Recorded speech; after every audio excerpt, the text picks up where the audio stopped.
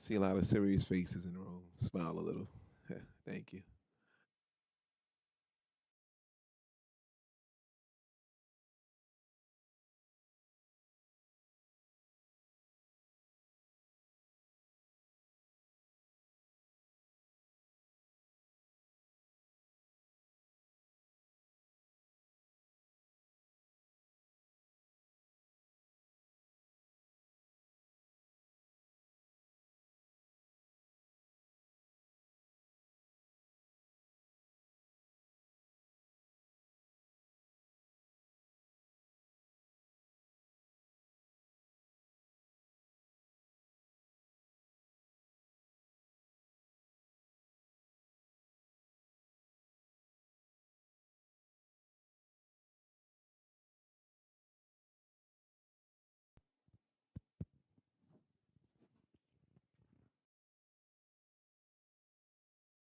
We will resume momentarily. We're just having minor difficulties on Zoom right now.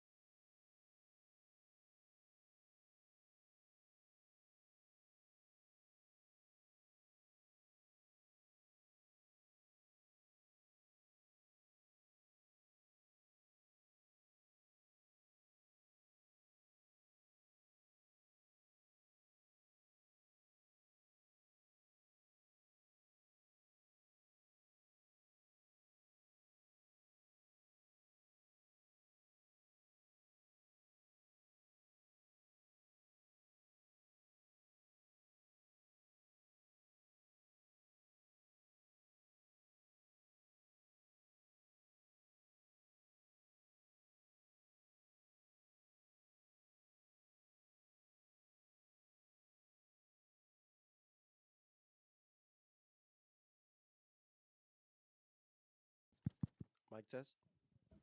Sound check for Zoom. Sound check for Zoom. Hearing room 2. Sound check for Zoom. Copy. Thank you. Thank you very much. We're going to resume. Good morning again. This meeting is called to order. Good morning, everyone, and welcome to this hearing on the Committee of Public Housing for this New York City Council. I'm Council Member Chris Banks, Chair of this committee, and I'm pleased to be joined by my colleagues who will be joining me a little later. Today, we are holding an oversight hearing on updates related to NYCHA's remediation of mold and its developments.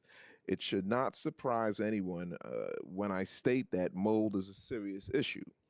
It does not only damage the structures of apartments by eating away at the building materials, but it also causes and exacerbates respiratory conditions for those who encounter the mold. The persistent presence of mold and leak issues in NYCHA apartments led to a lawsuit by tenants against NYCHA. known as the Baez case.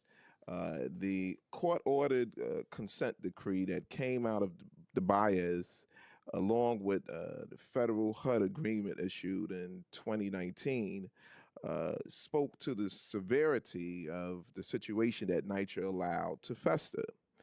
In those agreements, NYCHA is held to a set of mandates and matrix to remediate the mold in its developments and track its performance in meeting those goals. However, despite the fact that these agreements are legally mandates, NYCHA has continually failed to meet its obligations. I do acknowledge that NYCHA has made some progress. For instance, the latest monitors report shows that NYCHA removed mold within 5 business days of a resident complaint at a 24% rate in the first 2 quarters of 2025, compared to a 7% rate over the same time period last year. However, the HUD agreement obligations were for NYCHA to have a minimum of 95% compliance rate by 2021. However, in the years since the HUD agreement was finalized, NYCHA's compliance rate for this obligation ranged from 4% to 10%, and it remains to be seen what the final yearly compliance rate will be this year. Crucially, this drastically low compliance rate is seen across NYCHA's mold obligations, and NYCHA's tenants are suffering the consequences. Residents continue facing issues with long wait times on mold and leak repairs, ad hoc Band-Aid fixes that don't treat the root cause, and inconsistent communication from NYCHA. This cannot be allowed to continue.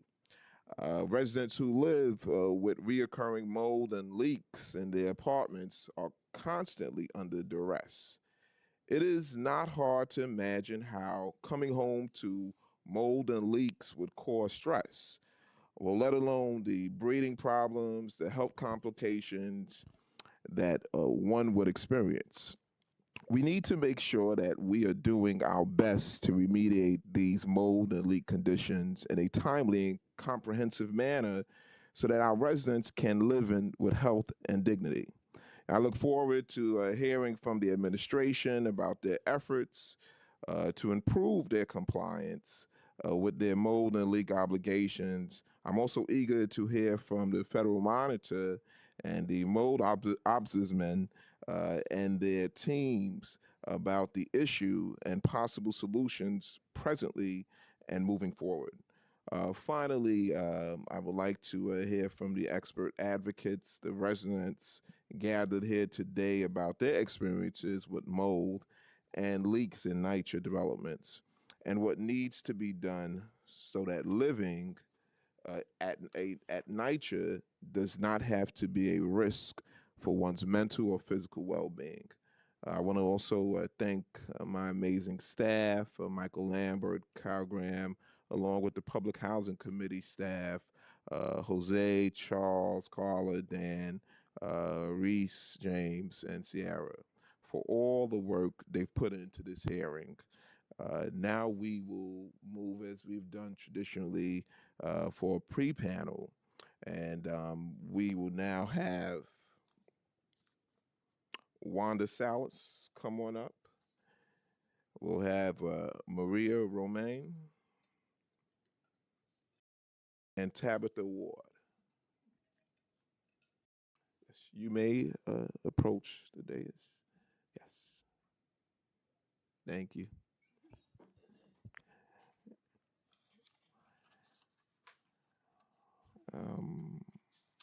And Tabitha, thank you.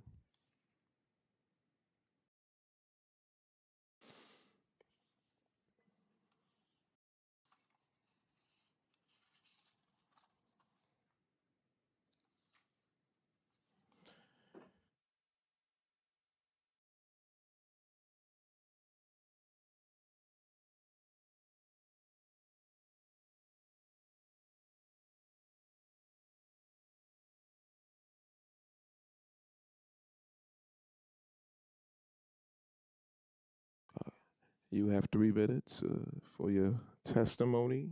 We thank you for coming out this morning and being a part of this hearing. We'll start with Maria Roman. You may want to press the button and make sure the light is red, Okay. and then you may begin your testimony.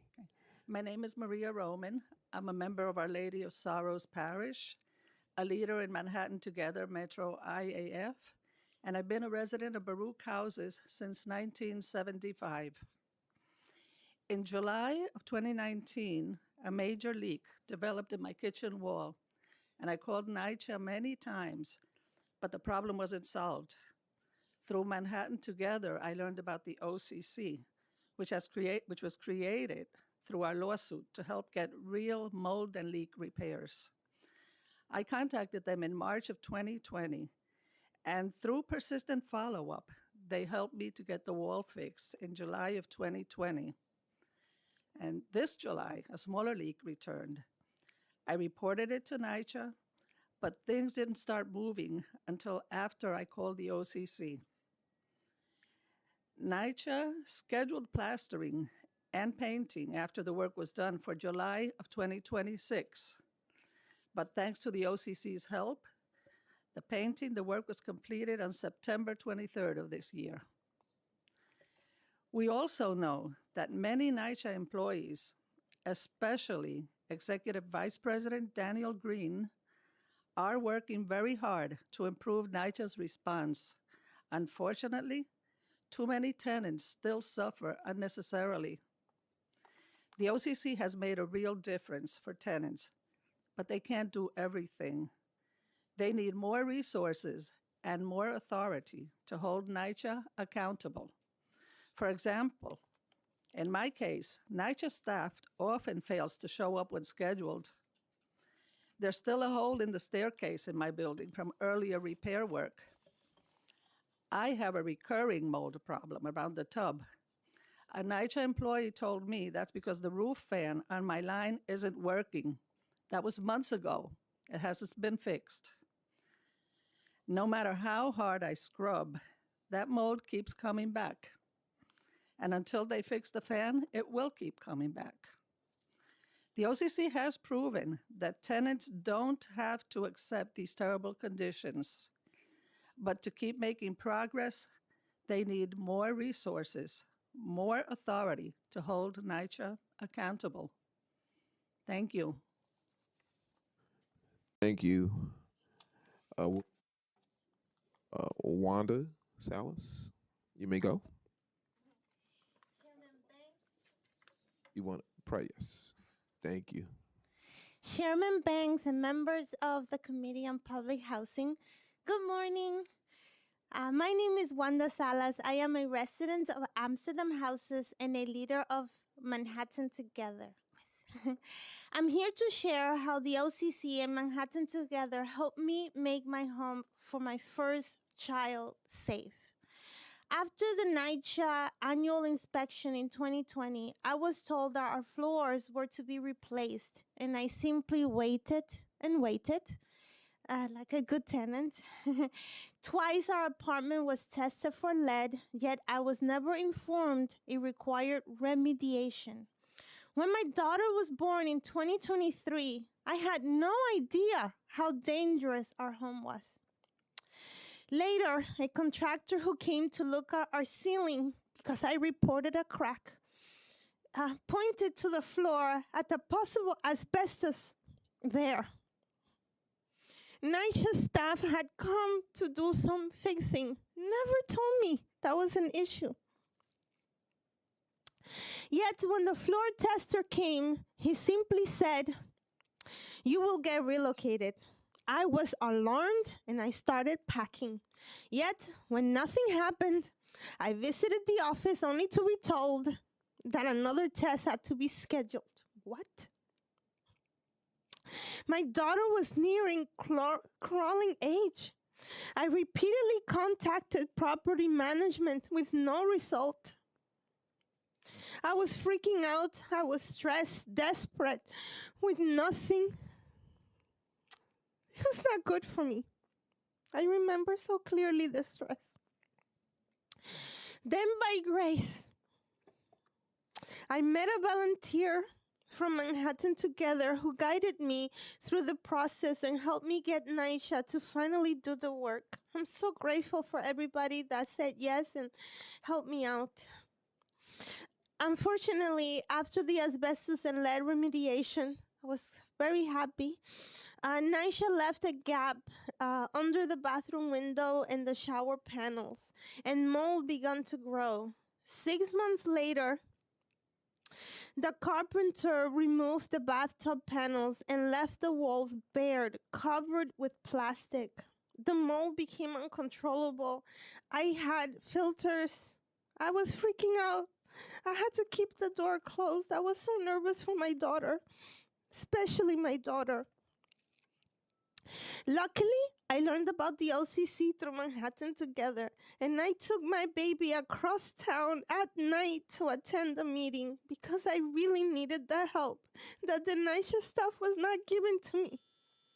The OCC was wonderful. You may continue. Give me 2 minutes. They followed up with calls and texts and emails, unlike NYCHA, and they finished the job, and they even contacted me to tell me, like, to make sure that the job was done after the job was done with pictures. They wanted everything, and I felt so grateful that my daughter could bathe in the bathroom, and I didn't have to keep the door closed. And I'm just so happy. So thank you, Manhattan Together. Thank you, OCC. My daughter is safe at home, and now I have 2 little girls, and they used every space in my apartment. Thank you. Thank you. Tabitha. Good morning. My name is Tabitha Ward, and today, even though I do not live in NYCHA housing, I do live in low-income housing, and I want to discuss a solution for the mold and leaks and other repairs that needs to be done in not only NYCHA housing, but in other low-income housing where they're receiving federal, state, or city funding. Today you will hear different types of solutions and progress reports from the committees and the different panels that will come before you and speak today. But I also ask that the committee considers also an alternative while they are discussing their solutions and their progress and what they are doing. I'm asking that you consider to allow housing voucher recipients to directly receive housing vouchers, their full award amounts, deposited onto their benefit cards or deposited into their checking accounts. By allowing the housing voucher recipients to receive the full award amount regardless as to the rent, it will give them an opportunity to have a say in where they live, how they live, and it'll also allow them to have a vested interest in their communities and their environments. Also, it will not matter if landlords, and to include low-income housing, it will not matter if they accept city FEPs, Section 8, Section 9, or anything else, because it will be solely the housing vouchers recipients' responsibility for applying for and submitting the paperwork for housing vouchers, and it will be included as their income, proof of income. This will eliminate, by allowing the housing voucher recipient to directly receive the full award amount onto their benefit card or into their directly deposited into their account. It will eliminate slumlords, unscrupulous landlord practices, computer glitches, and the failure of landlords to make repairs to include mold, mildew, leaks. And as it stands, they will, right now, the housing vouchers, because they're directly receiving the housing vouchers, they're going to receive that regardless to if they make these repairs, regardless to if they do anything about mold, mildew, and leaks. It doesn't matter. They will receive it anyway. It will not cost the city, state, or the federal government any undue burdens or additional financial costs for allowing them to directly receive it, because it is just require just a couple of changes to the computer systems, which will direct that funding onto their benefit cards or into their accounts, and they can pay their rent and pull the money from it. You can include language that states that that the landlords have a certain amount of time to respond to mold, mildew, and leaks. And if they don't do this in a certain amount of time, the housing voucher recipient can hire outside people to come in and make these repairs, and they can deduct it from the rent by paying the rent, the balance, and giving the landlord the receipt, the original receipt for whatever repairs that were made. Thank you for your testimony. Just have a couple of questions before the pre-panel leaves. And I guess I'll direct this one. Well, I guess I'll direct this to Ms. Romaine and Ms. Salas. What has been the most challenging part of getting your mold and leak issues addressed by NYCHA? In my experience, when I reported mold in NYCHA, the staff comes in, they take a picture, then they come back, and then I have to wait for a schedule, and then I call, and I'm like, okay. And then the person from my bathroom, recently they came, and after they agreed that there's mold, nothing happened. But OCC was like on it, and by the time NYCHA finally responded, OCC had taken care of it. So it's the delay, the taking the extra steps and not communicating. So I cannot plan. And if you had the opportunity, which you do now, to make a recommendation to NYCHA to improve its handling of mold and leak complaints, what would it be? Well, I noticed in the app, that when I make a complaint, I take pictures, and I do that. So when I take a picture, if it's not clear, then send a staff member. But if it's clear, then give me a call, confirm, and then make my appointment and communicate. It seems like it takes so long. So just, slow down the steps and communicate with the tenant. Hey, we're coming and we're gonna help you. I just want to be helped. Right. Ms. Roman, I'd like accountability. you pressed it. Sorry, thank you. Because we do put in the complaint through the app, Right. and someone will come in. I put one in last Friday because of the recurring mold around the tub. And I got a call this morning. Are you home now? No, I'm not home right now. I will be home after 1.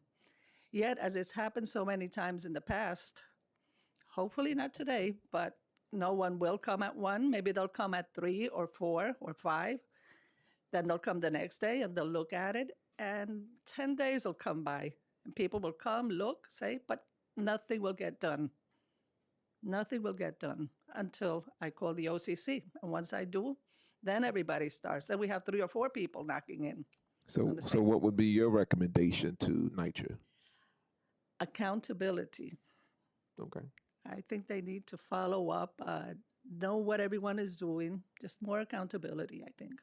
More accountability. Okay. And communication. Yes. Sales. I have a request that the OCC also takes over the heat radiation, because I reported that our radiator is damaged, and the person came in to check, is real, and then nothing. Nothing. Okay. All right. Well, thank you for your compassionate and passionate testimony, and thank you. All right. Appreciate it.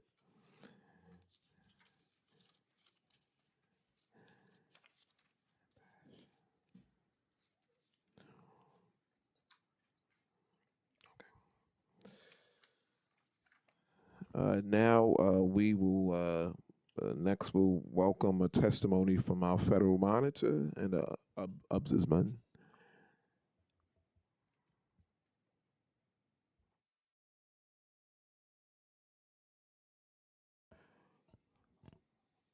Okay.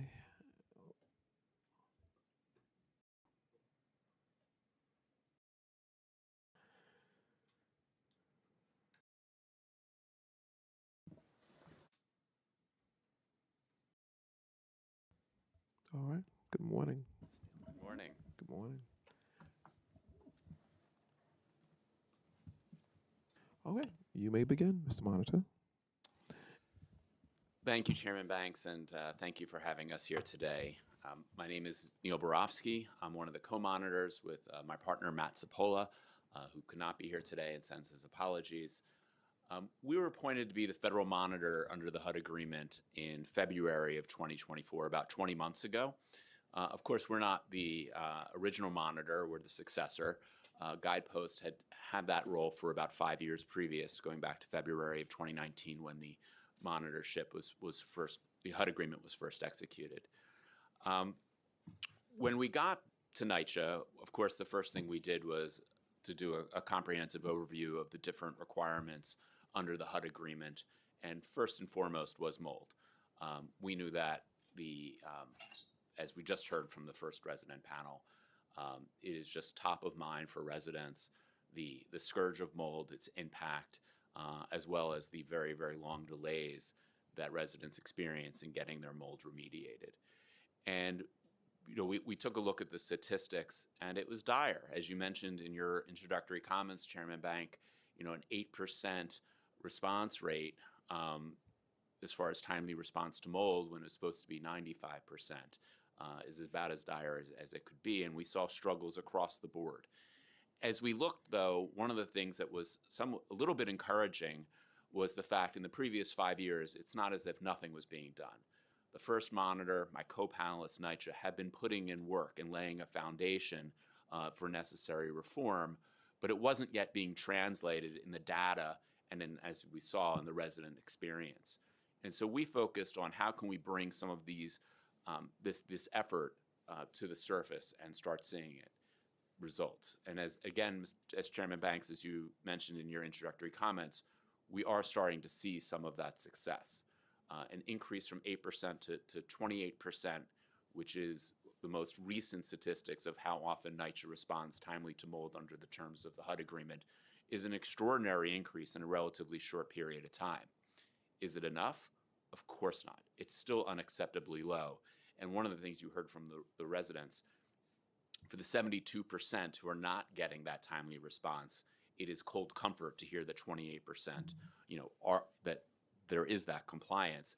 But it is a sign of progress, and you don't turn a super tanker around instantly.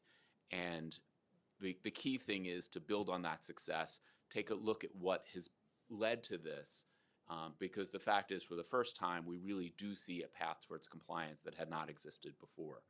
And our focus, and I think one of the things that has helped bring this progress and what we need to maintain our focus on is right in line with what the residents were talking about: efficiency and accountability.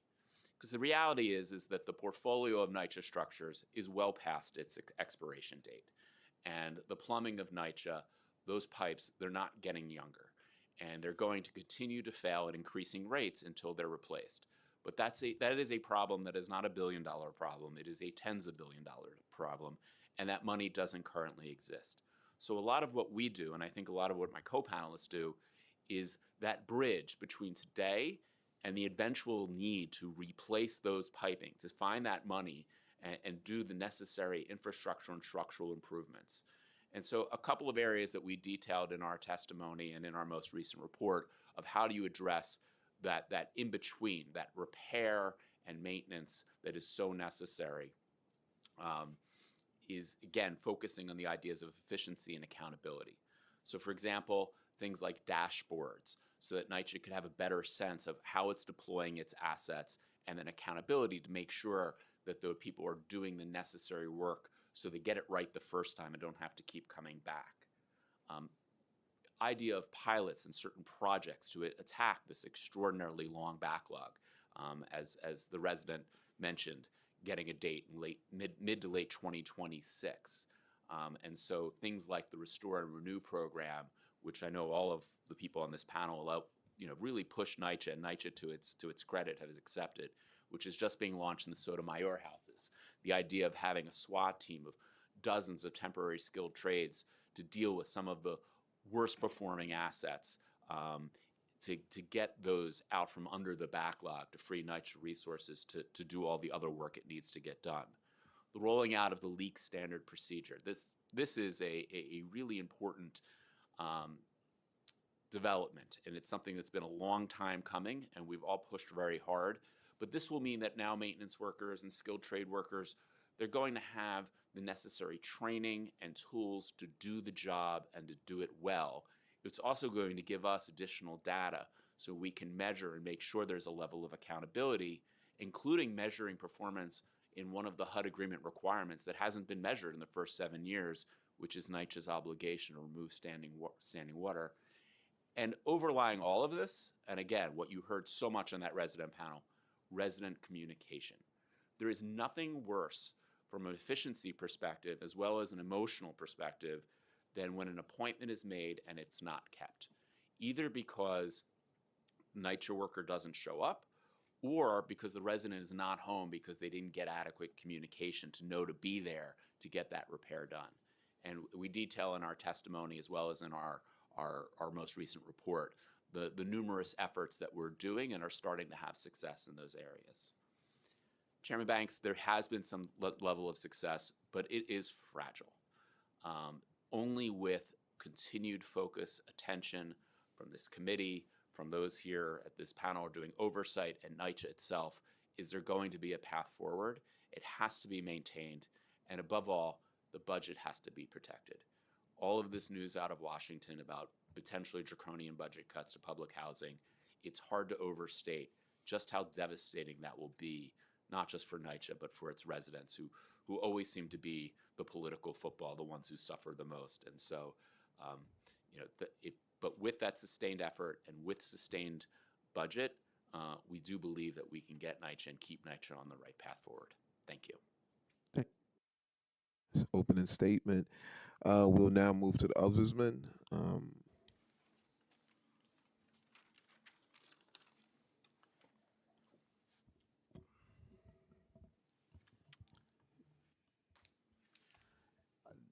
This works.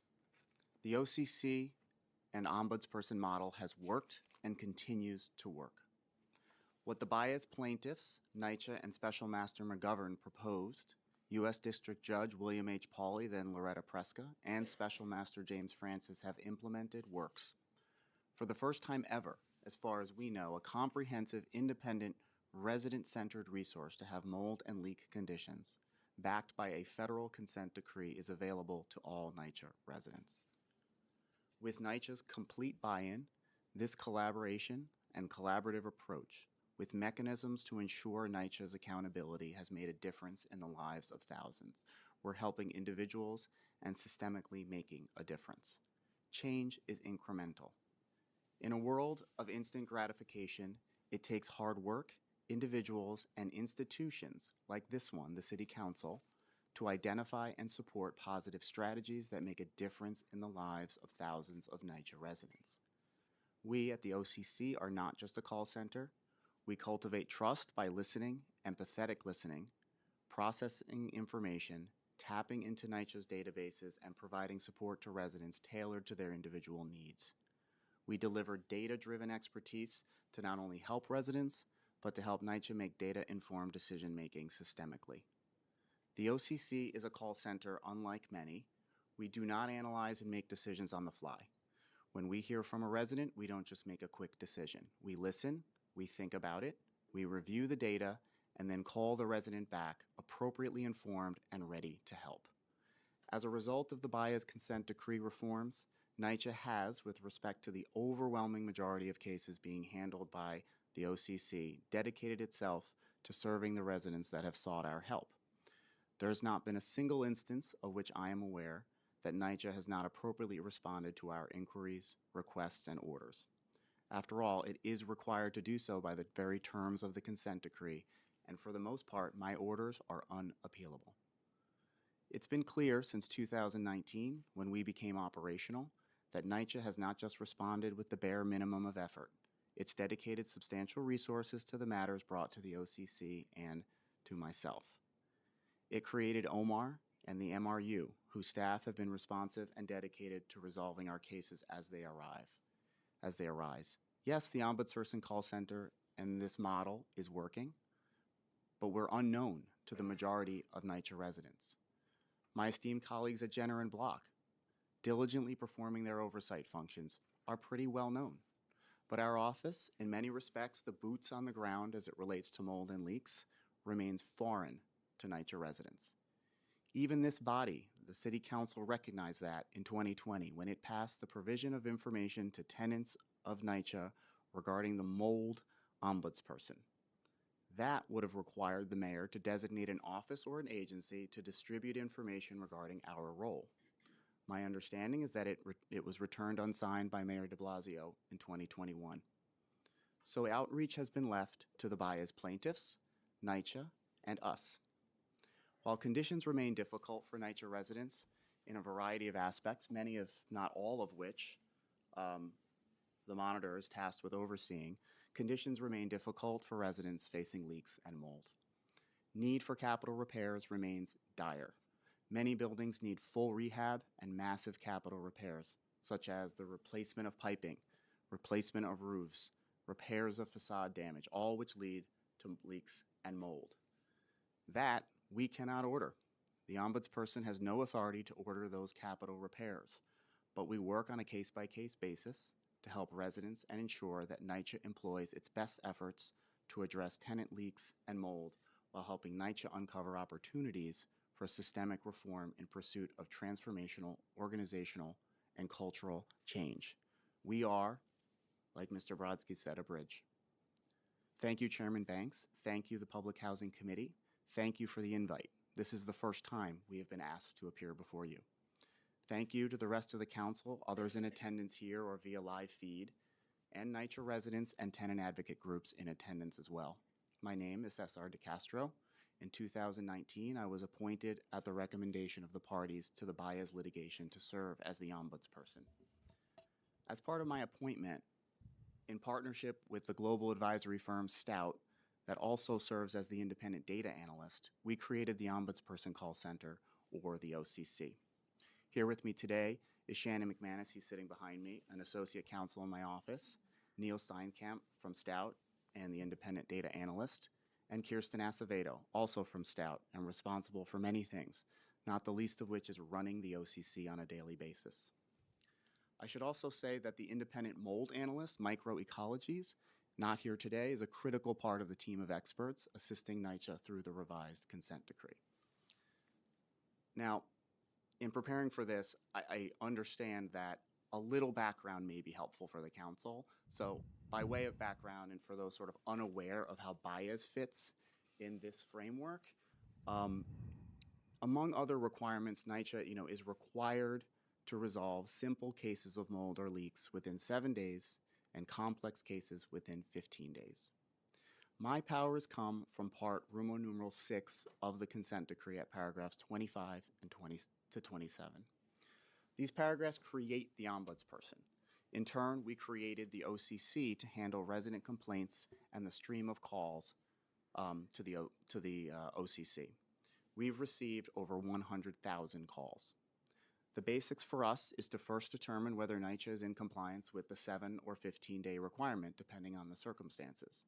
If so, we'll monitor that case. If not, which is almost all of our calls, we see if NYCHA is engaged in its best efforts to resolve the issues appropriately. As part of that review, I can require NYCHA to complete the repair within a specified number of days. I can require NYCHA to approve and assign the highest priority to the transfer of a tenant to another apartment. I can't order a transfer, but I can ask NYCHA to prioritize that transfer. I can order an independent contractor hired through our special master to complete the repairs. And I can request our independent mold analyst to inspect and prepare a plan for remediation of that tenant's apartment. If my orders are ignored, or I otherwise find that NYCHA has acted in some sort of bad faith or failed to exercise its best efforts, I can order what the consent decree determines appropriate relief, which includes a fine to NYCHA if I find it has systemically failed to comply. We do not have a team of workers and contractors. Our job is to ensure that NYCHA fulfills its obligations. We seek to develop trust with the residents. We emphasize our independence. We take an empathetic approach. We listen. We digest. We pull information from NYCHA's systems. All of our calls are recorded for review. Residents can email us, text us, and we can conduct virtual inspections. Our system is transparent to NYCHA. They have full access to our system. We then call the resident back within hours or a day. We do all of this with give or take a staff of 15 or 16. We have 2 to 3 lawyers, me included, 4 paralegals, 7 call center employees, and Ms. Acevedo, who oversees the operations, technology, and reporting of the OCC and has regular dialogue and collaboration with NYCHA, plaintiffs, and other stakeholders. Since our launch at the end of 2019, we have assisted more than 30,000 NYCHA residents. As of July 31st, we've processed over 20,000 complaints across 16,000 apartments, serving more than 31,000 households. We've averaged about 300 resident reported complaints per month. The annual volume of complaints has steadily declined from 2019 to 2023. There was an uptick in 2024, and we believe that 2025 will be similar to the 2024 numbers. We've seen the average amount of time to resolve a mold and leak complaint be reduced from 190 days on average to 70 days. That's still not in compliance with the Baez and HUD monitor benchmarks, but quite an improvement by NYCHA. Our biggest challenge is not getting NYCHA to respond to our directives. Our biggest challenge is not getting residents to trust us. Our biggest challenge is not getting residents to allow access to their apartments when NYCHA is scheduled to do work.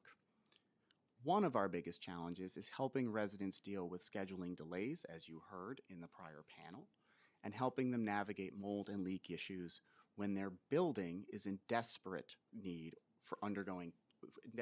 or actually undergoing capital repairs. But our biggest challenge by far is awareness, making sure that we are serving all of the residents that we can. The reality is we are not. People do not know about us, or they forget about us, so people do not call. In 2022, we conducted a survey. 96% of those residents surveyed were not aware of the OCC. Every time I meet with a resident association, that point is underscored. I've focused a great deal of effort this past year on outreach. I've met with resident associations, public officials, including members of this body. I've appeared in the media. We've been trying to create multiple pipeline channels to help as many residents as we can. When we increase outreach, our cases grow. We intend to continue outreach channels, including mailers to residents, which we found is very effective, and NYCHA has agreed to do that. We need this council. I've presented to some members of the council, as I mentioned, individually, and I'm happy to meet with any member of the council or your staff. But what we see as NYCHA's biggest problems are, first, as we've discussed, NYCHA has chronic infrastructure issues. Second, many or most of its buildings are in need of substantial capital improvements, and NYCHA will need to relocate those residents if the money comes through for that to actually happen. Third, its aging backlog of mold and leak work orders. It has to attack them, and it has, and I'm sure they will be addressing how they are attacking that. Fourth, dealing with and solving scheduling delays. That is a big issue. Fifth, handling leaks. The majority of Baez is leak related, but it has learned, that is NYCHA has learned from its approach to mold. What did they do for mold, which they've gotten their numbers down? Develop and launch a standard procedure. Train everyone appropriately, then launch and implement that procedure. We saw results with the mold standard procedure, results I'm sure NYCHA will talk to you about in the next panel. Hopefully the same is going to happen with the leak standard procedure. And sixth, root cause investigations. NYCHA must get to the root causes of tenant mold. That will certainly lead to more cases, more calls to the OCC undoubtedly, but it will also lead to the identification of additional capital needs, and they need to get better at that. So I'm back where I started. The ombudsperson and the OCC, this process works. Working collaboratively with NYCHA and holding them accountable has worked. It's allowed us to serve thousands of New Yorkers. But we know there are so many more that could use our help if they only knew about us. We're optimistic from the progress that's been made, that with continued oversight, collaboration with NYCHA, and the accountability that's baked into the Baez revised consent decree, that sustained and lasting change will be made, case by case. Thank you. Thank you for your opening statement. I'm actually going to begin by first acknowledging we've been joined by Councilmember Bacha. And now I'll go into my line of questions. And I'll be going back and forth between the ombudsman and the federal monitor. The HUD agreement required a 95% compliance with mold remediation timeframes by January 31st of 2021. What is NYCHA's current compliance percentage for this benchmark? It's what we call a blended rate because there's different components. So NYCHA has different times for which to respond to different things. So cleanup, for example, has to be within 5 days. Simple repairs, stuff that can be done by a maintenance worker, has to be done within 7 days. And complex repairs, usually something involving a skilled tradesman, that's 15 days. So there are three different components, and then that all goes into a blended rate, which shows that number. And yes, as we discussed earlier, it was just an area of just stagnation. I mean, the numbers dropped during year 2 of the monitorship and stayed in the single digits up until last year. But a lot of what the progress that we're seeing comes from that initial response time. So up until last year, it would take NYCHA on average about 9 days after someone would call in a complaint, not to the OCC, but directly to NYCHA. They've been able to manage to get that down to 3 days. And so if you're getting someone in the apartment within 3 days instead of 9 days, not surprisingly, everything contracts, right? You're able, if the person is in there, they can clean it up when they go and inspect or shortly thereafter. If it's something that can be done simply, a stuck window, right? The maintenance worker can do that and get that in within that 7-day window, and you can get the skilled trades scheduled. So that's part of the reason why you're seeing the improvement in numbers. And the second is, as you have more resources available from some of these projects, we talked about Restore and Renew, it's not the only one. Now you're freeing up resources as some dedicated resources attack the backlog, the 60,000+, that frees up the regular daily maintenance workers, caretakers, those who are in the apartments every day, to more quickly address their concerns as they rise. Yeah. Well, to your knowledge, has NYCHA ever achieved 95% compliance? And what are some of the most significant barriers to compliance you've identified? So I think we're nearing or at peak right now at 28%. So they have not come close to 95%. I mean, part of the barriers are, number one, as my co-panelist just said, it's sticking the little finger in the dike. Right. I mean, and here that sort of metaphor works because of the water aspect of it. NYCHA needs an enormous amount of capital improvements. A pipe that is way too old and is leaking eventually needs to be replaced. An entire building line of old pipe needs to be replaced. But until NYCHA can get the money and capital and resources to go in, open up that building, replace that pipe, relocate the resident, because you can't live in that apartment while that's happening, they're Band-Aids, right? They're necessarily Band-Aids. And I don't mean that in any way, shape, or form as a criticism. These are necessary, important Band-Aids. But that Band-Aid is going to come off. And so it just creates this resource suck of constantly repairing and Band-Aiding something that needs to be completely replaced. Right. And that's not NYCHA's fault, right? It's not NYCHA's fault that it's been the disinvestment in public housing, not just in NYCHA, but across the country. And so that is one of the big challenges. And with any type of backlog, it's really hard to get into some of those older areas.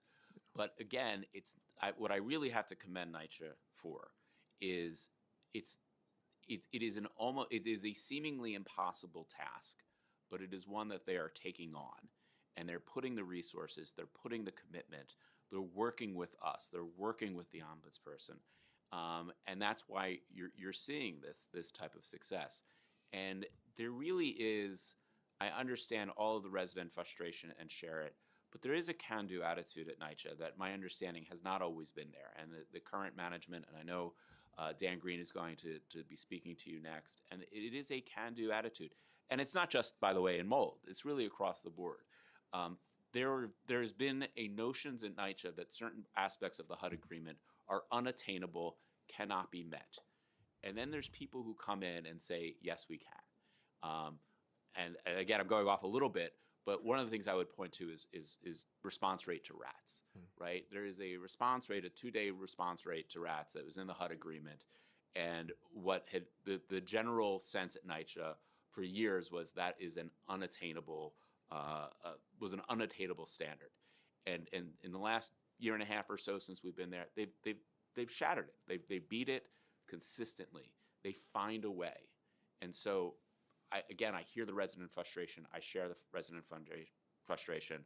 But the folks at NYCHA, they're really working hard on this and being creative and open to the solutions. And things like Restore and Renew, this new project, is one where, again, they were open to it. We've discussed it. We're launching it. And now we're going to see if it works.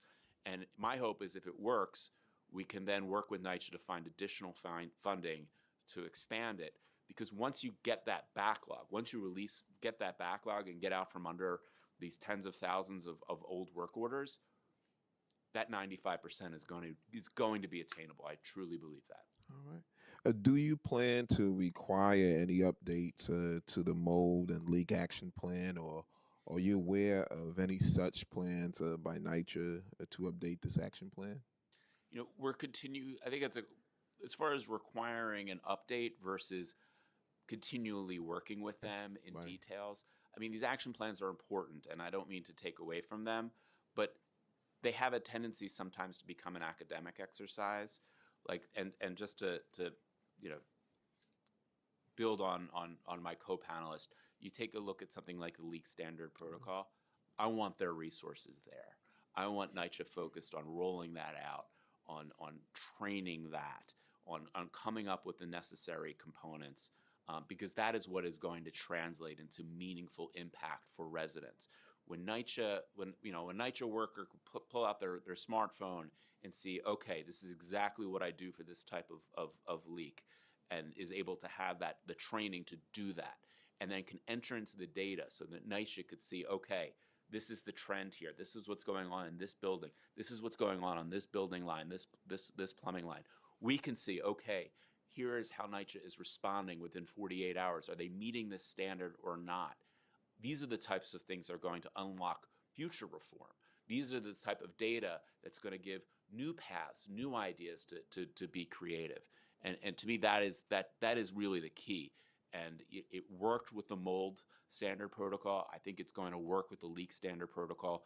We've all put a lot of effort into it. NYCHA's put a lot of effort into it. It's way behind schedule. It's too late. But it is being rolled out. I think projects like that, and then being super smart about it and really learning from the data, seeing what can be improved. And I will say we have really good partners in this, and that's what really gives me the most hope in NYCHA with the ombudsperson, for the residents. Thank you.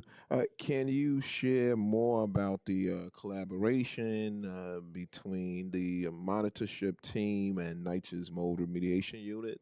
And what does that look like day to day? And a big picture, who is driving the policy shifts and the broader initiatives to improve mold remediation, like the standard procedures or the IT updates? We work hand in hand, and so our team is structured. We have a mold team that's on our team, and it comprises of different members of the monitorship team. We have attorneys at Jenner and Block who are day to day working with their NYCHA counterparts. We have Turner and Townsend, who is one of our vendors. They're construction experts, and we try to bring the different skills of this different set together. So for example, Turner and Townsend is working on a data project right now to try to deal with the, not just the, with the backlog and how to, is there a smarter way of dealing with the backlog? And we'll deal very closely with NYCHA. We actually get the data from NYCHA. We'll analyze the data. We will share it with them. We'll give them recommendations going forward, and then they will, hopefully execute. When you're talking about resident communication, right, which is such an important part, Right. we have an organizational change group of the monitorship, and Turner and Townsend is part of it. We also have Quadell, which is a public housing expert that works on our side. What do we know of best practices of other housing agencies? What can we do within the existing IT framework? Moving away from what hasn't worked, which we know hasn't worked as far as resident communication, brainstorming new ideas, using something as simple as getting and using and updating email, changing the content. These are all these little tiny things that don't sound like a big deal. One of the things that we helped work with NYCHA to bring about, just as an example, when someone calls to get a repair, the wait time can be brutal. Yes. So one of the things we talked about, how about a callback, right? I call somebody when I'm doing, whatever it is, Verizon or Con Ed, they'll say, push 1 to get a callback. And now NYCHA does that. Oh. And so those are small things, because we would hear residents, hey, after 25 minutes, I got to go and hang up and then have to call back some other time. And then meanwhile, NYCHA doesn't even know to deal with the problem. Right. Now they can schedule a callback and you lose that frustration. And these are like a lot of the little things that we focus on day to day. And the hope is that over time they will have this cumulative impact. Because again, there is nothing worse than a NYCHA resident waiting for that appointment, months and months, and either nobody shows or they don't even know that appointment was there because of a breakdown in communication, and the NYCHA worker shows up and can't get into the apartment. It's a simple thing, Right. but it's devastating. Oh, definitely. Yeah. But we are really, again, NYCHA has been a wonderful partner, and the OCC has just been also a tremendous partner. And I hear you, and whatever we can do to help, because the impact of the call center is so extraordinary, and I have to think that we also could do more to get the word out. I know it is top of mind of our team, Right. but man, we also have to do better, because it's such an important resource. And I frankly hadn't realized those numbers, which is, 2 or 3% of NYCHA residents know about this important resource. Thank you. Has NYCHA ever disputed or pushed back on any of your findings regarding mold and leak compliance? No, I will. Well, let me say that. Yes, because it is a partnership and a dialogue. Okay. And we have a lot of ideas. We have a lot of good ideas, and sometimes our ideas are not so good, to be honest with you. But that's what a partnership is. It's a back and forth collaboration. And we want NYCHA to push back on us. We don't want NYCHA to just reflexively say, well, thank you, monitors, that's a great idea, we're going to do it. And then we end up wasting resources or wasting time. And so there is pushback. I consider it to be a healthy level of pushback, the type of pushback that we want in a partner. Sometimes there's disputes, of course, but we haven't had a single dispute that we haven't worked out. Right. And look, and sometimes I would say the areas where there is a little bit of frustration is there's just not enough resources to do something that we want to do. And that's just a reality of disinvestment. But I will say Restore and Renew, going back to that, which is launching in Sotomayor, they found a way, right? This was one where there wasn't enough resources, and we worked with them collaboratively to find the resources, and we got there. Thank you. And so I would say healthy amount of pushback. I haven't had a single instance where NYCHA has refused to do something or refused to engage or found a different way to Right. solve a problem. Thank you. What specific recommendations have you made to NYCHA to improve their performance to remove mold in a timely manner? So a lot of the ones that we're talking about, in my testimony and now, because again, I think the key thing here is that where NYCHA fails it's not because of a conscious or deliberate indifference, right? Right. It's because of how do you find a way to squeeze more juice out of the lemon. And so a lot of our recommendations are about increasing efficiency, working within existing programs. So again, something like streamlining resident communication, that's a whole set of recommendations that we have. You're constantly working them with dashboards. We don't do as much formal recommendations as perhaps the prior monitor did, because, and it sort of goes back to your question about action plans. We don't want to get caught, and this is not in any way a criticism of the former monitor. They did a tremendous job. But our approach is trying to be more collaborative. So we identify problems and then try to work together to get to the solution. And so that's usually iterative.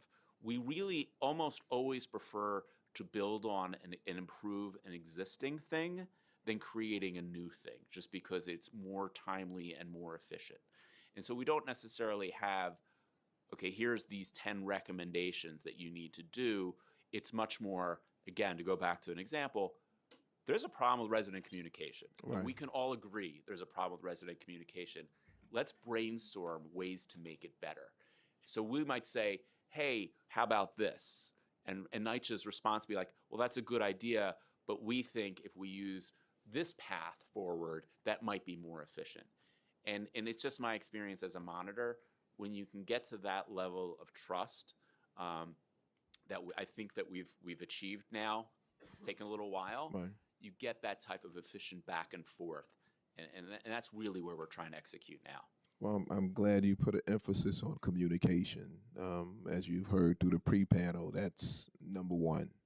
And that can go a long way with helping to ease the stress that a lot of NYCHA residents have to deal with when they have to deal with these issues. It's heartbreaking. Right. I mean, it's just listening to the first panel. It's just if your heart doesn't break when you hear Most definitely. the idea of two babies at home, it's just it's just heartbreaking. We all. That's why we're all here. That's why we're right? here, Is to make sure that doesn't happen. To the ombudsman, how many total mold and leak complaints has the OCC received since November 2019? And what percentage of these complaints involve reoccurring mold in the same unit? And how many of these units have you encountered with mold complaints 3 or more times per year? So in terms of numbers, we've handled 100,000 calls. That's not 100,000 complaints. Right. We've handled roughly 30,000 cases. That's sort of the number, 31,000 cases. But in terms of the recurrence, let me address your last question first, which is, why do people, we can give you those stats. We report them to the court. We're required to report them to the court. Everything we do is transparent and public. We issue reports to the court. It's on the docket. It's on our website. People can see the numbers. You can see the numbers. You can pull them all. People having recurrence, that's going to happen. It's going to happen with the need for capital repairs. It's just going to happen. Right. And we have gotten calls back, certainly, but people call us back because they trust us. They call us back. We call them back. It's an open dialogue. It works, we think it works incredibly well. In terms of how many, what that number is, either of my co-panelists can if they have the numbers, but we have so many numbers. Right. Okay. What are the most common root causes that you've identified for the reoccurring mold? And have you identified specific developments with chronic mold problems? Oh, absolutely. First of all, that's why we say most of BIAS is leaks. Right. Leaks. Okay, so the leak standard procedure coming out and being rolled out and people being trained on it is going to make a huge difference. Huge difference. And the most chronic? The most chronic places. Yes. Let me give you an example of how we do that. One, we know where everyone is calling from. So if you called me today, we would pull up your apartment. We would be calling you back later. We'd pull everything we knew about your apartment so that we could help you. We'll know what development you're in, but we have our statistics from our calls. But we also have access to NYCHA's sort of databases and statistics. We also have a incredibly collaborative approach with NYCHA. It's the only way we can do this work. And so I don't remember exactly when it was, but it was around the pandemic and after. We were developing we were seeing trends in certain developments. And we, with NYCHA, got together and I had meetings with each development's maintenance staff and their property management team to say, you have to understand what we are, who we are, what we're doing here in our oversight efforts, and also that we are the boots on the ground with respect to calls to us. We saw an increase in responsive time in those developments. So we do track it, and we know where the most mold cases The are. most chronic, okay.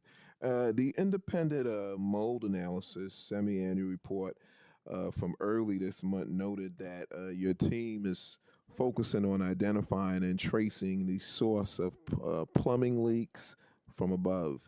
Can you share more about that and how specifically you're working with NYCHA to address that issue? Well, so that goes to my point about root cause. You Right. have to trace. You have to find the root cause of whatever mold or leak is happening. Now, the independent mold analyst's job is they're out in the field. They're doing the work. They're in the apartments. They are training NYCHA workers. Sometimes they're doing also oversight and quality assurance to make sure people know to trace that leak, to trace a building line and identify maybe if there's something larger going on in a particular development. And so we do that because we are talking to residents. In a very simple way, if you think about it, if someone were to call us today and say, there is a leak from above, obviously we know what the apartment above would be, Right. and we try to be proactive and engage, and at least have NYCHA engage with that resident above. Certainly there's sometimes issues, communication issues, which I know you're going to probably ask questions about communication, but which is a huge focus. Right. It is about communicating with the residents' neighbors, right? If I'm a NYCHA resident, I should not have to go and trace the line and knock on all the doors of all of my neighbors to say, hey, what are you doing? Why is water flowing down here? That is not appropriate, Right. and residents shouldn't have to do that. And so that's part of how, every single case, and we act in a case-by-case basis, involves that. We end up trying to see what's going on in the apartments around it. Before I ask my next questions, we've been joined via Zoom by Councilmember Chiose. When it comes, I'm sorry. Oh. If Ms. Acevedo could Oh, jump in, yes, she had you may. something she wanted to add. I was just going to add to that.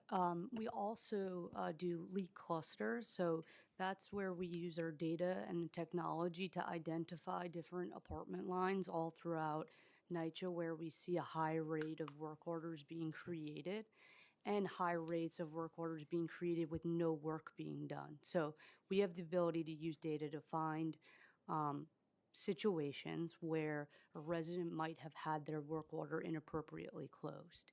And we do outbound outreach to those residents and just check in. Right. And what we have found is that there are situations where the resident might have had their work order closed because they can't have the work done in their apartment, right? They have the symptom of a leak, Right. meaning there's water coming down, but NYCHA can't fix a leak in their apartment. It's coming from floors above. So their work order gets closed, but then they're left with water damage, which can lead to mold and a series of other issues. And sometimes there's a hole in their wall because NYCHA was trying to chase it. And so that's an area where we've been very effective in helping residents because we're able to open up a case and ensure NYCHA is able to create additional work orders, and we're able to ensure that they work on the communication to improve on. And then let me, since we're talking about orders, how many orders have you issued against NYCHA since November 2019? And how many of those orders has NYCHA fully complied with? And has NYCHA ever refused to comply with an order? No refusals. So the way our ordering system works is the consent decree says I can order the following things, and as the ombudsperson, I can issue these orders. Now, we created the OCC out of the powers of the ombudsperson. So the way that we approach it is that, and we discussed this with NYCHA, is that in our system, which, as I said, is completely transparent to NYCHA. So if I am looking at a particular case today, NYCHA can see that we're looking at that particular case, but we have communication within those, for lack of a better term, tickets or work orders. Right. And so in their communications to NYCHA, NYCHA, provide me with an update on this ticket in 2 days, 5 days, or today, or what happened today. Now, we consider those orders. They have to be complied with. NYCHA has been totally fine with us not having to issue a formal order. Super cost effective in the sense that, you know, as a lawyer acting as in oversight, I could approach this like a judge and say, okay, and I did this early on, issued sort of decisions. Right. Here are cases that we want you to do, these 200 cases, 500, 100. We did that. It's cumbersome. It doesn't make much sense, and it doesn't help the resident. It does help the resident, but it's quicker to do it within. So I can't give you a number because it's so many, because we are in cases daily. And anytime a call center employee says in a ticket, NYCHA, give me an update, or I say in a ticket, or my employees say in a ticket, we want X, that's an order, and NYCHA has complied. I mean, I can't think of a time when they have not. And just for argument's sake, what recourse do you have if NYCHA fails to comply with a compliant? Well, Fails to comply with an order. If they thumb their nose at me and say, we're not doing it, I have a mechanism in the consent decree where I can find that they're acting in bad faith, which is what I think your question is. If they're in bad faith, well, I can fine NYCHA or any other what the consent decree determines appropriate remedy. It doesn't define appropriate remedy, so it's whatever I choose. Now that is an exception to the general unappealability of my orders, that they can go to the court. So let's say tomorrow I were to find that they are ignoring so-and-so's apartment and I issue a fine. They could then appeal to the special master and to the district court judge and say that was unfair or whatever their point. We've never had to go there. We've never even been close. Okay. And what is the average time NYCHA takes to comply with your order? And what percentage of the time does NYCHA meet deadlines set in your orders? Average time, I don't think we have an actual metric on that, unless you tell me. So we handle it from an incremental approach. So at the time in which we complete intake with a resident, NYCHA has 1 business day to respond and react to that. And we have a report that tracks their compliance with that, and they've always been in compliance with it. Right. What? From there, it goes on. So they have 7 days to ensure that we get a plan in place, a certain number of days to ensure that any inspections are in place, and then scheduling and so on. Okay. And there have also been certainly times where we have issued a directive or an order, especially early on, where we said, we want this apartment finished in 2 weeks. And they have come back and said, I mean, and again, it's collaborative. Say, we're going to do it. We don't think 2 weeks this is the reason. Right. And then that moves. Sometimes they can do it faster. But other times, and then it's, okay, you need to move this person then. Can we find a way to move this resident and their family? And they're often very, very responsive. So I don't think they've ever not responded to our orders. How many times have you ordered like an emergency transfer due to mold conditions, and what type of outreach is done so that these tenants are aware that the other person exists? Well, usually if we're ordering it, the tenant knows because they're in communication with us. With you, okay. Look, it's no mystery that NYCHA's had a trust issue with its tenants, and it is working super hard to rebuild that trust. And so when tenants trust us to provide the information that we are getting from NYCHA. They know what's happening. In terms of, moving people is not unusual. My power is to recommend that someone be prioritized for move. I can't say move them. However, they often do move people. We work, and look, most of our cases are complex cases where there's a lot happening, a lot of things. Sometimes you have, as you heard from a panel, not only lead, so sometimes they need to come in, and asbestos as well. Right. There's remediation of asbestos that has to happen. We have to move someone out, and then there's going to be mold. And so, in terms of our numbers on helping moves, do we have a number? I don't. We have some information in our report regarding relocation, some of which is not there. Right. The one thing to note that I think is one of our most important levers is that NYCHA, sometimes we will seek feedback from the compliance department or the environmental health and safety department as to whether a resident needs to be moved or whether it's the resident's preference because of any health-related issues that they are faced with. And sometimes when either of those answers are yes, NYCHA is able to relocate a resident very quickly, within 24 hours, Okay.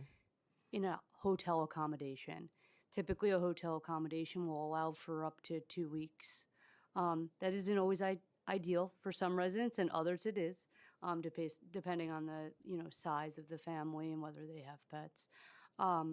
But we have found that is often a way in which we are able to have a resident relocated so that the necessary emergency-related work can be performed, and then they can be brought back into their apartment for the remaining repairs.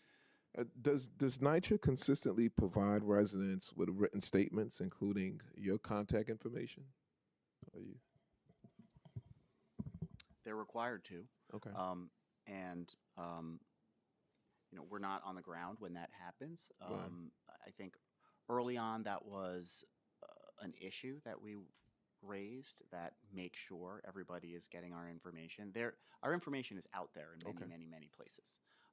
And prior to the most recent past, NYCHA was doing our outreach. They were pushing out information regarding us. We are generally doing it ourselves now with NYCHA's assistance, and again, they're going to do a rent mailer. So,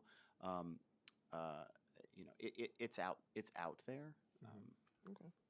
Well, when it comes to RADPAC, which is also part of NYCHA's, NYCHA provides oversight over. Does the ombudsman oversee PAC developments? And if so, do the PAC residents receive the same written notices about the OCC as Section 9 residents? We are available to RAD Impact. That was handled with the district court, so we are available. It's a slightly different process, but largely the same as well. We are available to RAD Impact. Now, it's going to be development by development. It's going to be by private partner and by private partner how they communicate our Right. existence, but NYCHA requires them to communicate our existence. But what specific outreach has been conducted to the PAC residents that you know? That I'm aware of? What do you got? Go ahead. So they are required to send a mailer, I think, within the first 60 days of conversion, and then they're required to send a mailer once a year. In addition to that, NYCHA has to inform the local TA, and there needs to be, I think, participation at a resident meeting. Well, do you have any data or numbers showing how many RADPAC tenants have contacted OCC? We do, yes. But in terms of the outreach that is done, that's a question for NYCHA. All right. You do have data showing that them, All in our reports. and are there specific developments that are yes. more chronic, problematic? Same Are you- answer. We can pull it. It's not hard. We can look at our data in real time anytime. Yeah, we would love to, if you can provide the specific developments in RADPAC Sure. where you're getting chronic calls. Sure. Do you find that the repairs being made at the PAC developments are solving the mold condition, or is it a reoccurring condition? Sorry, just making a note. For the Go ahead. for the most, I'm sorry, can you repeat the question? Do you find that the repairs being made at the PAC developments being solved, or are they reoccurring conditions? So you have to, it's hard to answer because when a development converts to PAC, there's a section of PAC developments that have had all their construction completed, meaning that all the capital repairs have been completed. And then there's others that more recently converted where that hasn't happened yet. So it depends on the development and the nature of the complaint. So do we still have some complaints where there's a recurring issue? Yes. Most of the time, those are locations in which they have not yet had their capital repairs completed, so they're waiting for. Well, after they're through the construction phase, have you received calls or complaints from residents about reoccurring mold issues? Yes. If this turns on, I should also mention that those private developers, it's a smaller universe, so you would expect that they will be much more responsive and faster because they're dealing with a much smaller universe of residents. But each development is different.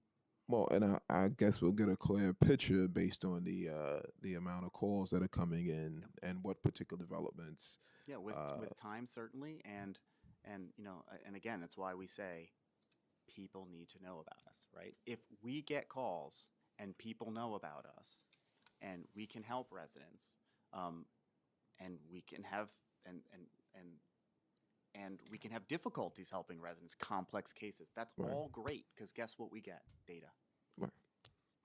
Well, is it NYCHA's responsibility to notify the developer of the to make sure that holding the developer accountable to make sure that they are making the tenant aware or the tenants aware that the OCC exists? Yes, I think that's a better question for NYCHA, but yes, and it's part of the requirements as a developer. But again, if we can do outreach in ways that every tenant is going to receive information differently. We all do. Some people use social media. Some people do not use social media. Some people read newspapers. Some people don't. There has to be a multi-channel approach. Well, what type of outreach have you done directly to the Rad Pack developments? To Rad Pack development, it's too new right now. So, right. Well, I mean, there's enough developments that have gone through the construction phase. What outreach have you done to those particular developments? Our outreach has been the required outreach. Okay. And we have found. And what's the required outreach? Mailers. Right, and that's what we found has actually been. Are you speaking to the tenant associations directly? Are you going to the TA meetings? At Rad Pact, Yes, we have. You've attended? Yeah, we've attended that, and we've also done some targeted email, so specific developments where we've seen an uptick in cases. We've done some outbound email outreach, and also we've done some email outreach to developments where the IMA, the court-appointed independent mold expert, has been on site and has said that there's been a low rate of awareness of the OCC. So so we were provided, for example, we were provided with a list of all tenant association presidents. Now, whether they're all, I know some bounce back, so not all of them. And so we try to do a blast to say, and then individually in groups to try to say, hey, Will, can I come to talk to your groups? I didn't get a lot of responses, and then those that I did, I went to all the different, NYCHA Tenant Association meetings that anybody wanted me to go to, I would go. A lot of people just either were non-responsive or maybe it was old contact information. So that's another thing that we intend to try to redo this year. We only did it a year ago, so. Okay. Before I allow my colleagues, Councilman Botcher, to ask his questions, this is to the monitor. Do the UBS's person and the federal monitor work together to help NYCHA address mold conditions? And if so, what does that collaboration and division of responsibility looks like specifically when it comes to Rat Pack developments? With Rad Pact, it doesn't really exist for us when it comes to mold, because once a development goes into Rad Pact, under the terms of the HUD agreement, our oversight ends. Generally speaking, almost everything that we've spoken about today, we try to do in collaboration Right. with them. So just as an example, and I keep coming back to this, but when we did our push for Restore and Renew, this is something that we involved them in, because again, they have such an expertise as boots on the ground with the residents, and data, and they're such an important and necessary partner for us. And so when we see issues in the mold space, it's a routine thing for us to consult with them. They're a gut check to make sure that we're right. They've been doing this longer than we have, and so it is formal and informal. If we have individual residents who reach out to us, we steer them towards the OCC, and so I just think it's sort of a constant, ongoing collaboration. And if we're going to be pushing for something in the mold and leak space, look, we're going to check in, right? Because it would be crazy for us not to, but also because they're again, the level of expertise, their level of resident perspective is so invaluable to our work. Our work with residents is more intentional, but outside the daily course. We do site visits, we'll do town halls. We have one coming up in Sotomayor, but their level of resident interaction, really surpasses ours. And so it's a really valuable and important perspective for what we do. Invaluable, really. Well, thank you. Now I will allow my colleague, Councilman Botcher, to ask his questions. Good morning. Thank you, Chair. You had testified earlier about the historically a lack of a can-do attitude at NYCHA. When we talk about the substandard conditions that NYCHA tenants live in across the city, how much of that is due to the funding shortfalls that they've been experiencing, and how much of it is due to this lack of a can-do attitude that you said that NYCHA has had historically? So the can-do historically really predated our involvement in February of 24. It's something that I had heard of. Maybe we see it in pockets, certainly in areas, but from the senior management perspective, I don't think that's driving a lot of what the problems are in NYCHA.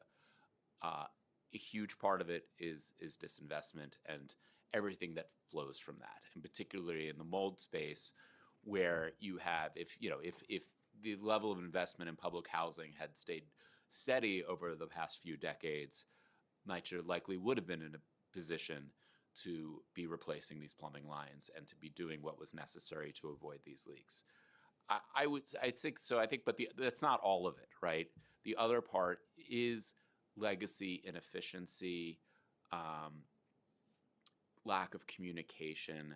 There are real issues here that can be solved, and thank goodness, right? Because otherwise, the current state would be the current state until there was a miraculous invention of capital.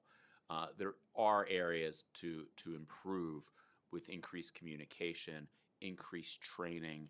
The key here is, and I use this it's a terrible phrase, but squeezing as much juice out of the lemon that we have, and particular on efficiency. And so this is everything from making sure that communication is better with residents, so that when a worker goes out, they can get into the apartment and do the work. It's the training that's necessary so that when they're doing the work, they do it correctly and don't have to come back 2 or 3 times. There's the accountability.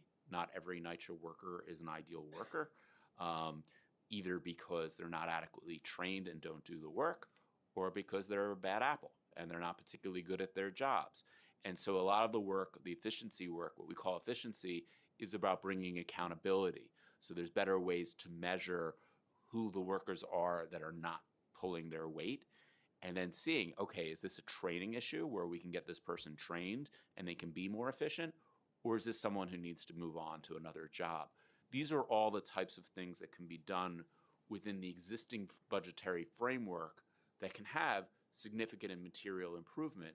But at the end of the day, if you don't fix the pipes, you're not going to be able to stop the leaks. And if you can't stop the leaks, you're not going to stop the mold. And it's just, it is just a really big challenge, and it has to happen. And so you've heard us use the word bridge a couple of times, because ultimately that's a lot of what we do, is that bridge towards the eventual capital replacements that just have to happen sooner or later. If these problems are ever going to be fully and adequately addressed. So it's a little bit of both. But I want to be clear, we do not encourage can't do on a daily basis at all. In fact, the exact opposite. And it's hard. I mean, it is really, I've spent most of my career in or around government, and I can't think of another agency that has to deal with something as difficult as the underfunding that NYCHA has to deal with, and having to go to work every day knowing that there are solutions, but not being able to execute them because the money is not there, particularly when it comes to something as fundamental as hundreds of thousands of New York City residents having safe, sanitary, dignified way of life, and being able to constantly beat back that pessimism that has to come when you know you just don't have the funding to do what you do. I really do commend the NYCHA people that we deal with on a daily basis. Are they perfect? No. Is there room for improvement? Absolutely. But fundamentally, it is in most instances working together towards a path of and sometimes really trying to achieve what seems unachievable. Thank you.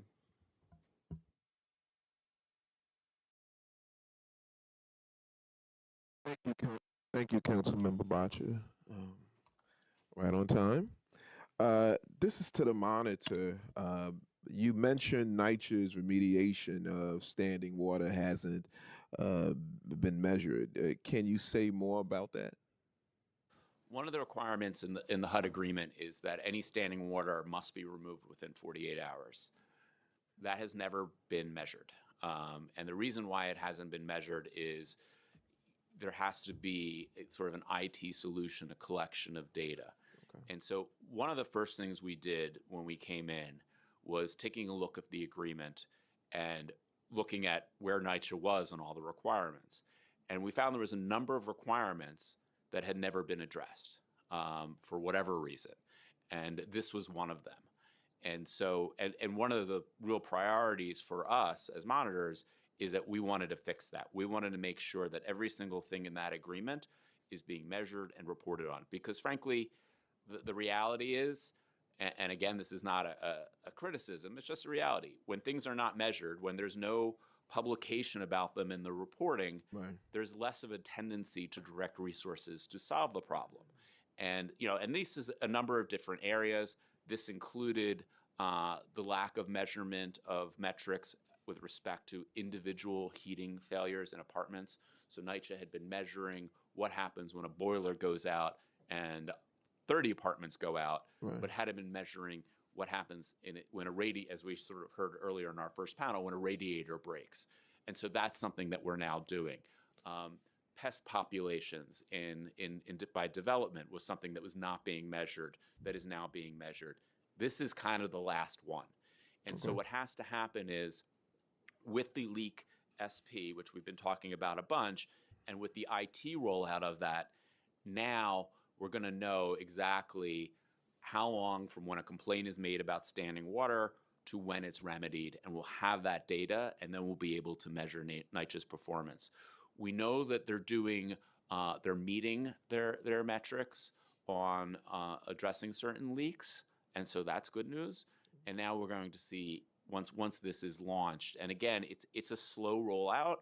Right now, it's starting, I believe, in Staten Island and Queens, and it's going to take a while to get, because again, the problem with these standard protocols, I mean, it's not a problem, but one of the features of them is you can't just drop an IT solution and now tell every worker, you've got to do this, because without the adequate and necessary training, it's going to create bad data and it's not going to work. And so this rollout, which had been delayed and delayed, but is now being executed, we'll be able to come here and tell you exactly how NYCHA is doing, hopefully within a year's time. Thank you. For the ombudsman person, would you support an expansion of the OCC model to other areas?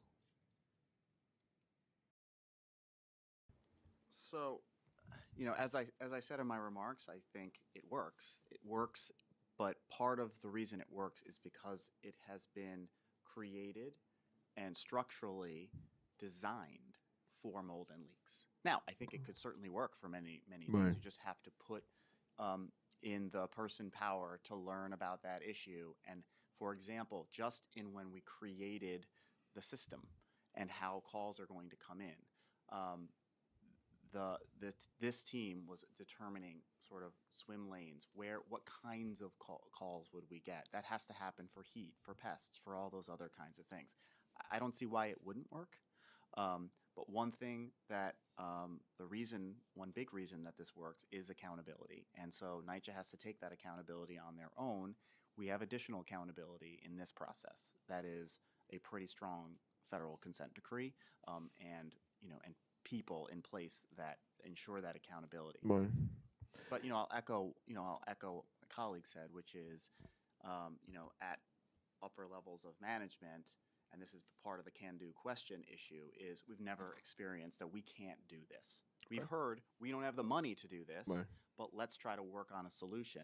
Now that attitude has to translate down to the individual developments and to the workers, and that's a challenge. Well, obviously, one of the recommendations from the pre-panel was to have an expansion because they see the necessity, they see the need. I mean, if the question was, could we expand? Right. It would be pretty easy to do it. Yes, we could easily expand if it was, hey, you're now going to handle heat, for example. Yeah, we would have to do some work to sort of learn. And heating has been a problematic area in NYCHA. Even this morning while I was driving in, I was dealing with heating issues and some rad pack developments. Particularly, how many virtual inspections has the OCC conducted, and that has been has that been a useful tool? I'll let Ms. Acevedo answer that one, but what I do want to say before she does is that when we were asked to sort of pitch whether we would be interested in becoming the ombudsperson, and we as a team made our presentation, part of our presentation was, look, we have to do things more efficiently. We don't need a team of 100 people to go around to all the units when there's generally no disagreement as to what is happening in a particular unit. Right. We're a technological society. So residents will just say, can I go on FaceTime with you right now? Can I show you? Can I send you a video? And so that's all we would need. Right. And then get people in that apartment. So in terms of our numbers on that, go ahead. And before, are there ways for residents to upload? Yeah. Okay. They just send them to us. They just send them to you. Okay.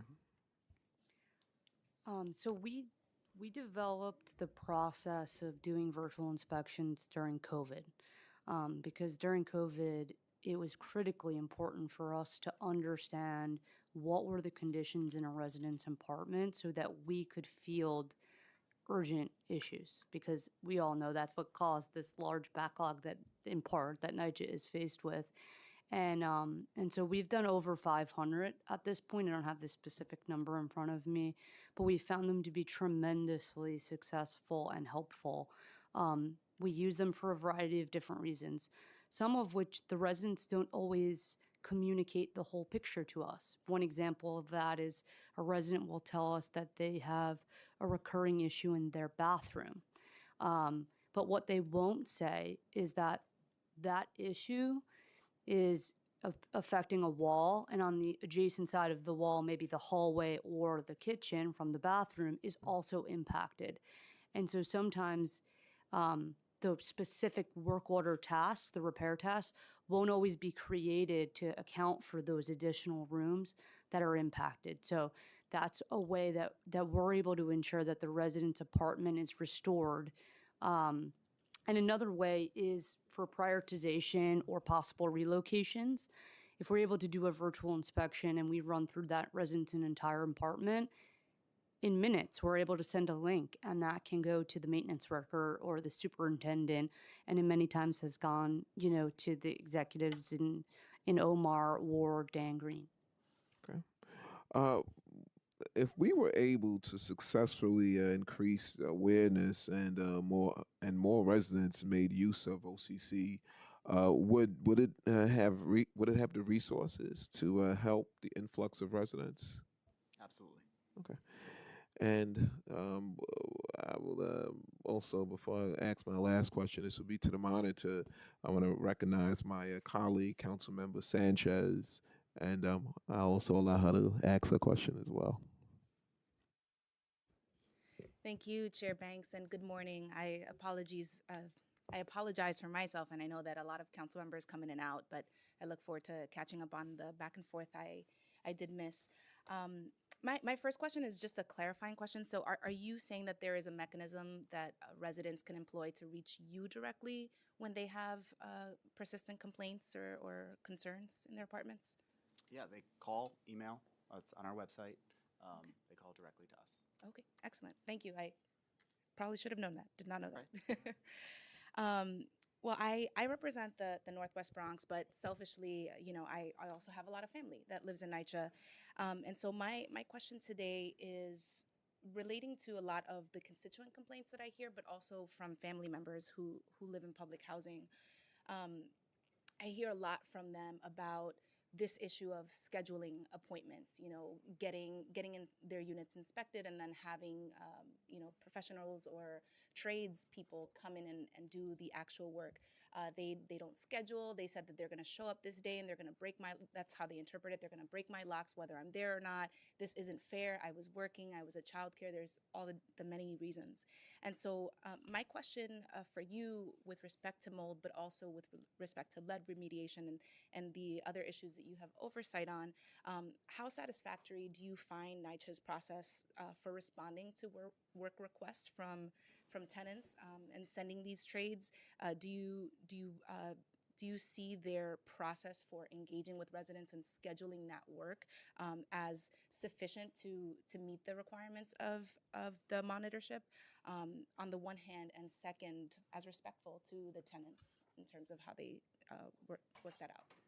So this is an enormously significant issue, and we have, a part of our team and our organizational change team, a work stream that is exclusively dedicated to resident communication around these issues, because for so many reasons. There's the obvious reason of just how frustrating and debilitating it is when when you finally get to your appointment day and somebody doesn't show.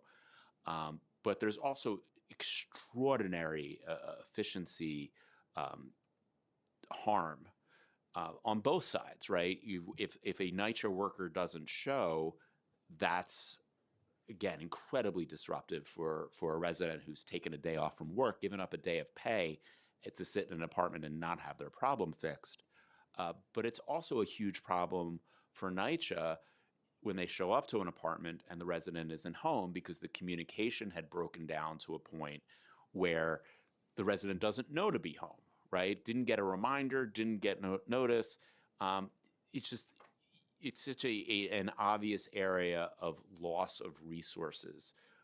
So this has been a real focus of our work, and we are seeing improvement.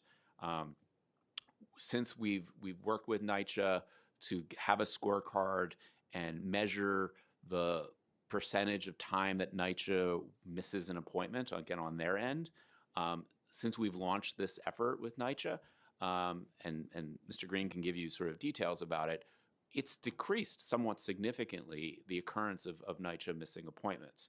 And so bringing attention and data and training and ideas does help. So it was not okay.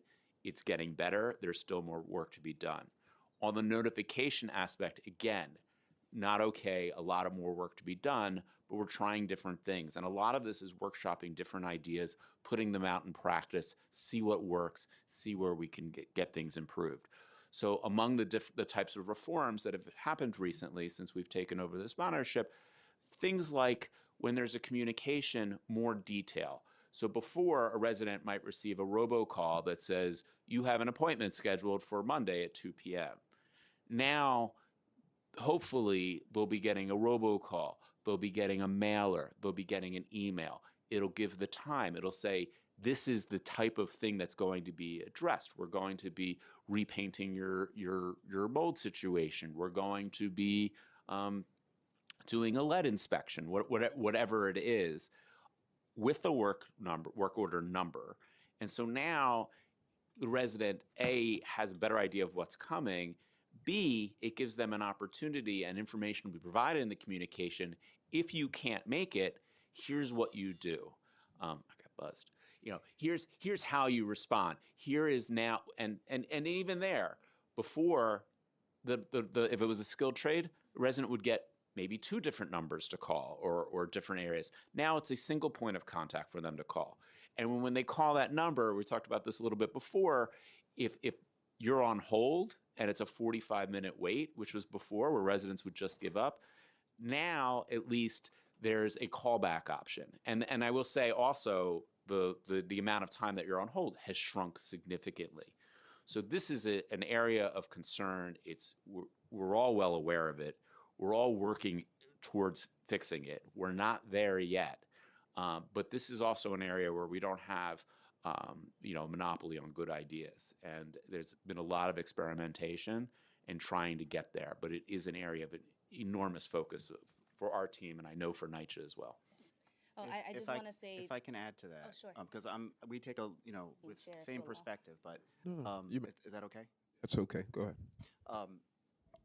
We're getting the calls.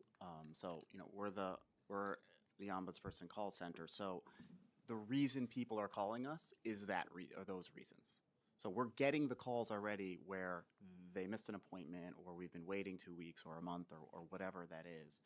And so our job is to communicate with NYCHA and to make sure and ensure that doesn't happen again. So we don't really have that as much of a problem when people call us. So I think if people have an issue with how we're handling cases, it's usually because they're unhappy with the work that was done, or sometimes the scheduling is way out, and that's a big problem. And we're trying to assist them by getting NYCHA to do the work a little bit earlier. So, an example of sort of collaboration and communication. So since we were appointed in 2019, so it's been a number of years, and we've been pushing communication. You can't be missing appointments. People stay home from work. They're losing money, literally losing money that they're going to use to pay rent.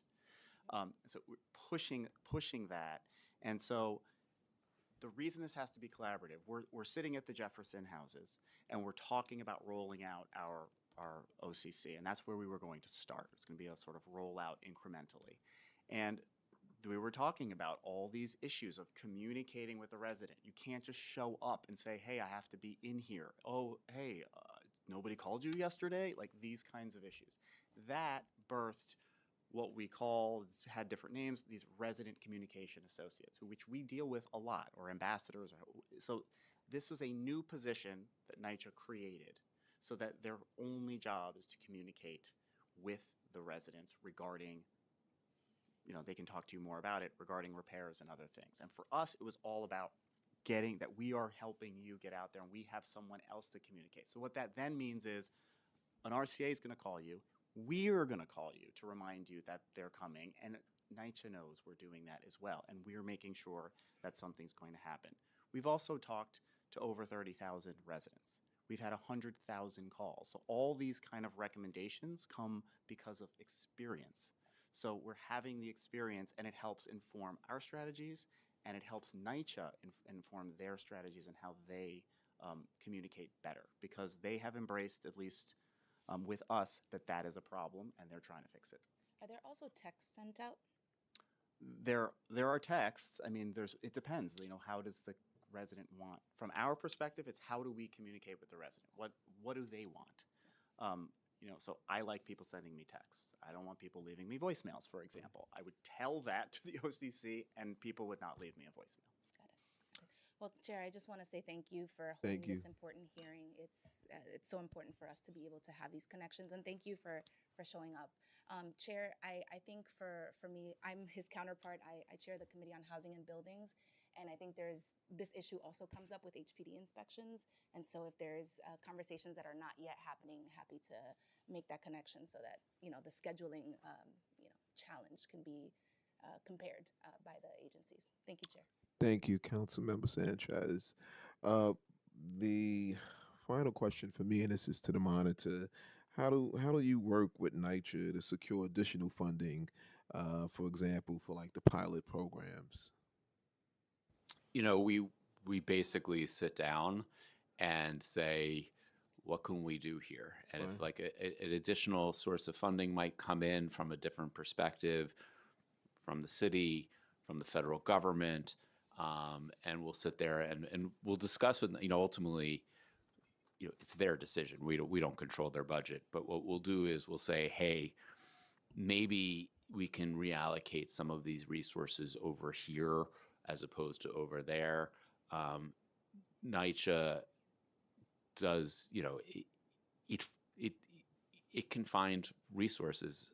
You know, a lot of the times they apply, you know, NYCHA's applying for a lot of grants and a lot of funding. And so, you know, we try to suggest, push, prod, beg, plead for certain areas. Right. You know, here's some resources that are coming in that maybe weren't expected. You know, can we please think about funding a program to deal with this issue? So again, it's a very collaborative process. Well, thank you for your testimony, guys, today. And my final comment overall of the testimony, I would be glad to see an expansion. Definitely be taken into consideration seriously, knowing the some of the problematic issues that continue to occur in NYCHA, especially around heating. So look forward to further conversations and dialogue on possibly having that happen. Thank you. Thank you for your testimony today, guys.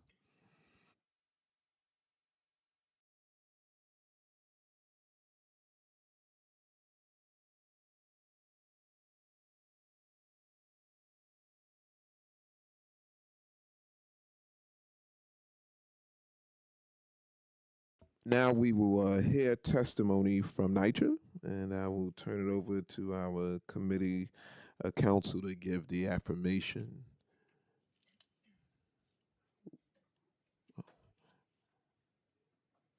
And I guess we have here today Daniel Green.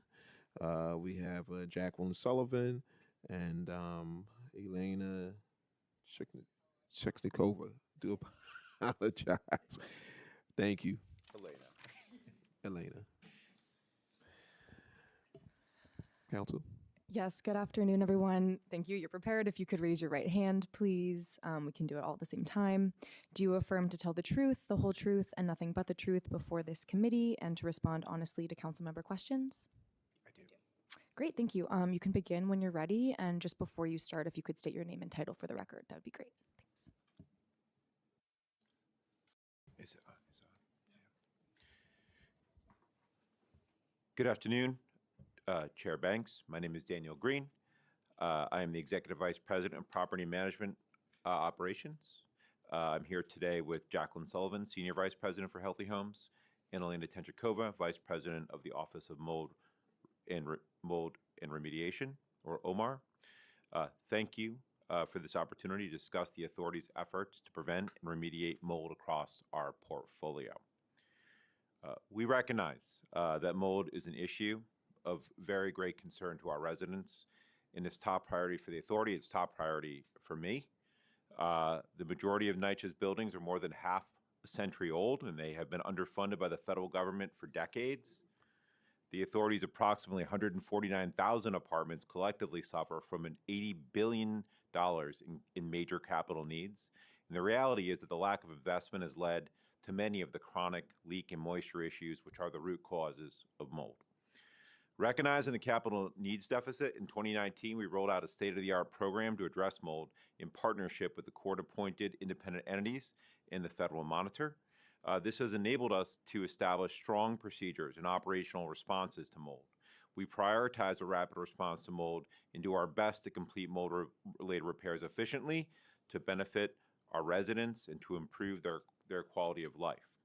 In fact, there has been an entire systematic shift within our organization to ensure that mold is prioritized and addressed. And our partners both within and beyond the organization, the Ombudsperson Call Center, NYCHA's Compliance Department, and the Federal Monitor are helping us make sure that the resident experience matches the larger organizational transformation that is taking place. Our success in tackling mold is measured by fewer occurrences, fewer reoccurrences, and reduced response times. NYCHA is seeing about a 20% less new mold complaints since 2022, and the recurrence rate has dropped from 30% to 10% from 2019 to today. And we're now responding on average within 2 days to mold complaints. These are very encouraging signs of progress and evidence that we're on the right path, although we acknowledge that there is still so much work to do, and this will continue to be challenging without significant capital investment. Leading the work to address mold is our Office of Mold Assessment and Remediation, or I'll refer to them as OMAR, which spearheads comprehensive infrastructure and repair projects and updates operational procedures. OMAR works closely with our external partners who are helping us make progress in this vital area, including the Federal Monitor, the mold and data analysts who are independent, and the mold ombudsperson. I would like to walk you through a few of the specific initiatives that are making a difference for the residents we serve. And this is one we didn't hear much about today, but it's so very important, which is cleaning vents in our roof fan replacement or ventilation. So enhancing and modernizing mechanical ventilation systems at our development and thus reducing moisture in buildings is a critical way that we are reducing the occurrence of mold. To that end, we are replacing 6,188 old roof fans across the authority, installing new state-of-the-art versions in their place. At the same time, we clean bathroom and kitchen vents in more than 74,000 apartments, and we are replacing fire dampers, which are the vents that cover where the air is flowing, as part of our Clean Vents initiative. As a result of these efforts, we have decreased mold associated with poor ventilation by 54%, and bathroom mold by 32%. Our Mold Busters initiative ensures that our staff are properly inspecting and remediating mold in apartments. It involves enhanced tools and strategies, as well as staff training and greater accountability via photo documentation of follow-up quality assurance inspections.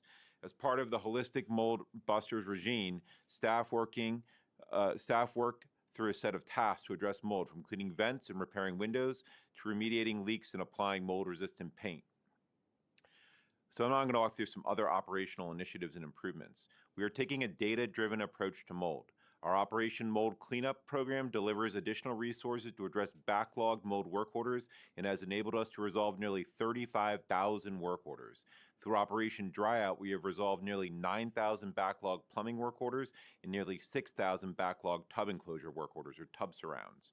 With the Enhanced Oversight program, we have improved mold performance at 29 high-risk sites, and we are currently working to do the same at an additional 3 sites. We also created a specialized blitz remediation team, and then through our work order verification project, a very important project with OCC, we have closed over 2,500 work orders that are no longer needed because the issues were already addressed, but the work order was not properly closed. By cleaning up the data, we are freeing up resources for faster response times where they're needed. We have also determined that approximately 30% of older tickets are similarly no longer needed, and we are working with the OCC to close them out. Our Mold and Leak Scorecard is a key tool for fighting mold. It's a visual and assessment tool that we developed with the OCC that rates the performance of every NYCHA development on a refresh basis and helps us direct our resources effectively. Additionally, we have improved the way we work by updating standard procedures related to how we inspect roof fans and how we address mold leaks and moistures. I'm going to talk about capital investments. We are already executing an extensive capital portfolio that leverages funding from the city, state, and federal government, but we are always seeking opportunities to expand this work. For instance, with our building line initiative, we are replacing entire plumbing systems in select building lines that are failing and leading to pervasive leaks. The program is will not only reduce mold, but will also upgrade residents' kitchens and bathrooms. And our comprehensive modernization, PACT, and trust housing preservation programs include new plumbing systems in their scopes of work. We're also addressing roofs and facades at some locations through these and other capital funding sources. These major investments, which benefit from city funding, will have a long-term impact on our mold efforts and residents' quality of life. It must be stated that our replacing our plumbing systems and addressing leaks in the roofs and facades of our thousands of aging buildings across the NYCHA portfolio requires tens of billions of dollars of investment that NYCHA does not have. Combating mold at PAC developments is the next topic, and NYCHA requires the partners who are renovating and managing our PAC developments to remediate mold and excessive moisture complaints within 30 days, abate flooding within 24 hours, and remove standing water within 48 hours, unless a longer repair schedule is warranted. Additionally, residents at PAC developments can get assistance with mold and leak issues from the Ombudsperson call center. NYCHA's real estate development team, in coordination with NYCHA's compliance department, coordinates the review of leak and mold work orders through an independent data analyst and an independent mold analyst. Over the last quarter, mold work orders occurred in less than 1% of the PAC portfolio, and our PAC partners have resolved work orders in an average of 6 days. Now I'll speak to NYCHA's larger transformation efforts. As part of NYCHA's transformation efforts, the authority is improving ways we work to become a better landlord for residents. For example, we are scheduling and completing repairs, including mold-related work, more efficiently through our work order reform initiative.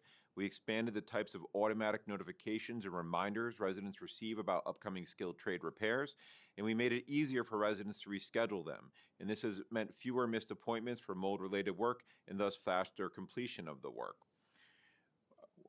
Along with that, we are fostering enhanced communication. We also partner with residents in other ways to combat mold, and that includes providing educational materials on how to prevent and report mold. Residents have several channels for reporting mold, including NYCHA's Customer Contact Center and the My NYCHA app and website. Additionally, the independent court-appointed Ombudsperson call center can assist residents with problematic mold and leak repairs. To date, OCC has served nearly 32,000 residents. The results of our partnership and our multi-pronged approach to address mold are tangible for residents. Here are some additional statistics which illustrate the progress we're making. Our work order scheduling rate has increased from an 8% rate up to 21%. OCC cases resolved within 30 days have increased from just 16% to now 46%. The median amount of time it takes to inspect mold has gone from 24 days down to 2 days, a 92% reduction.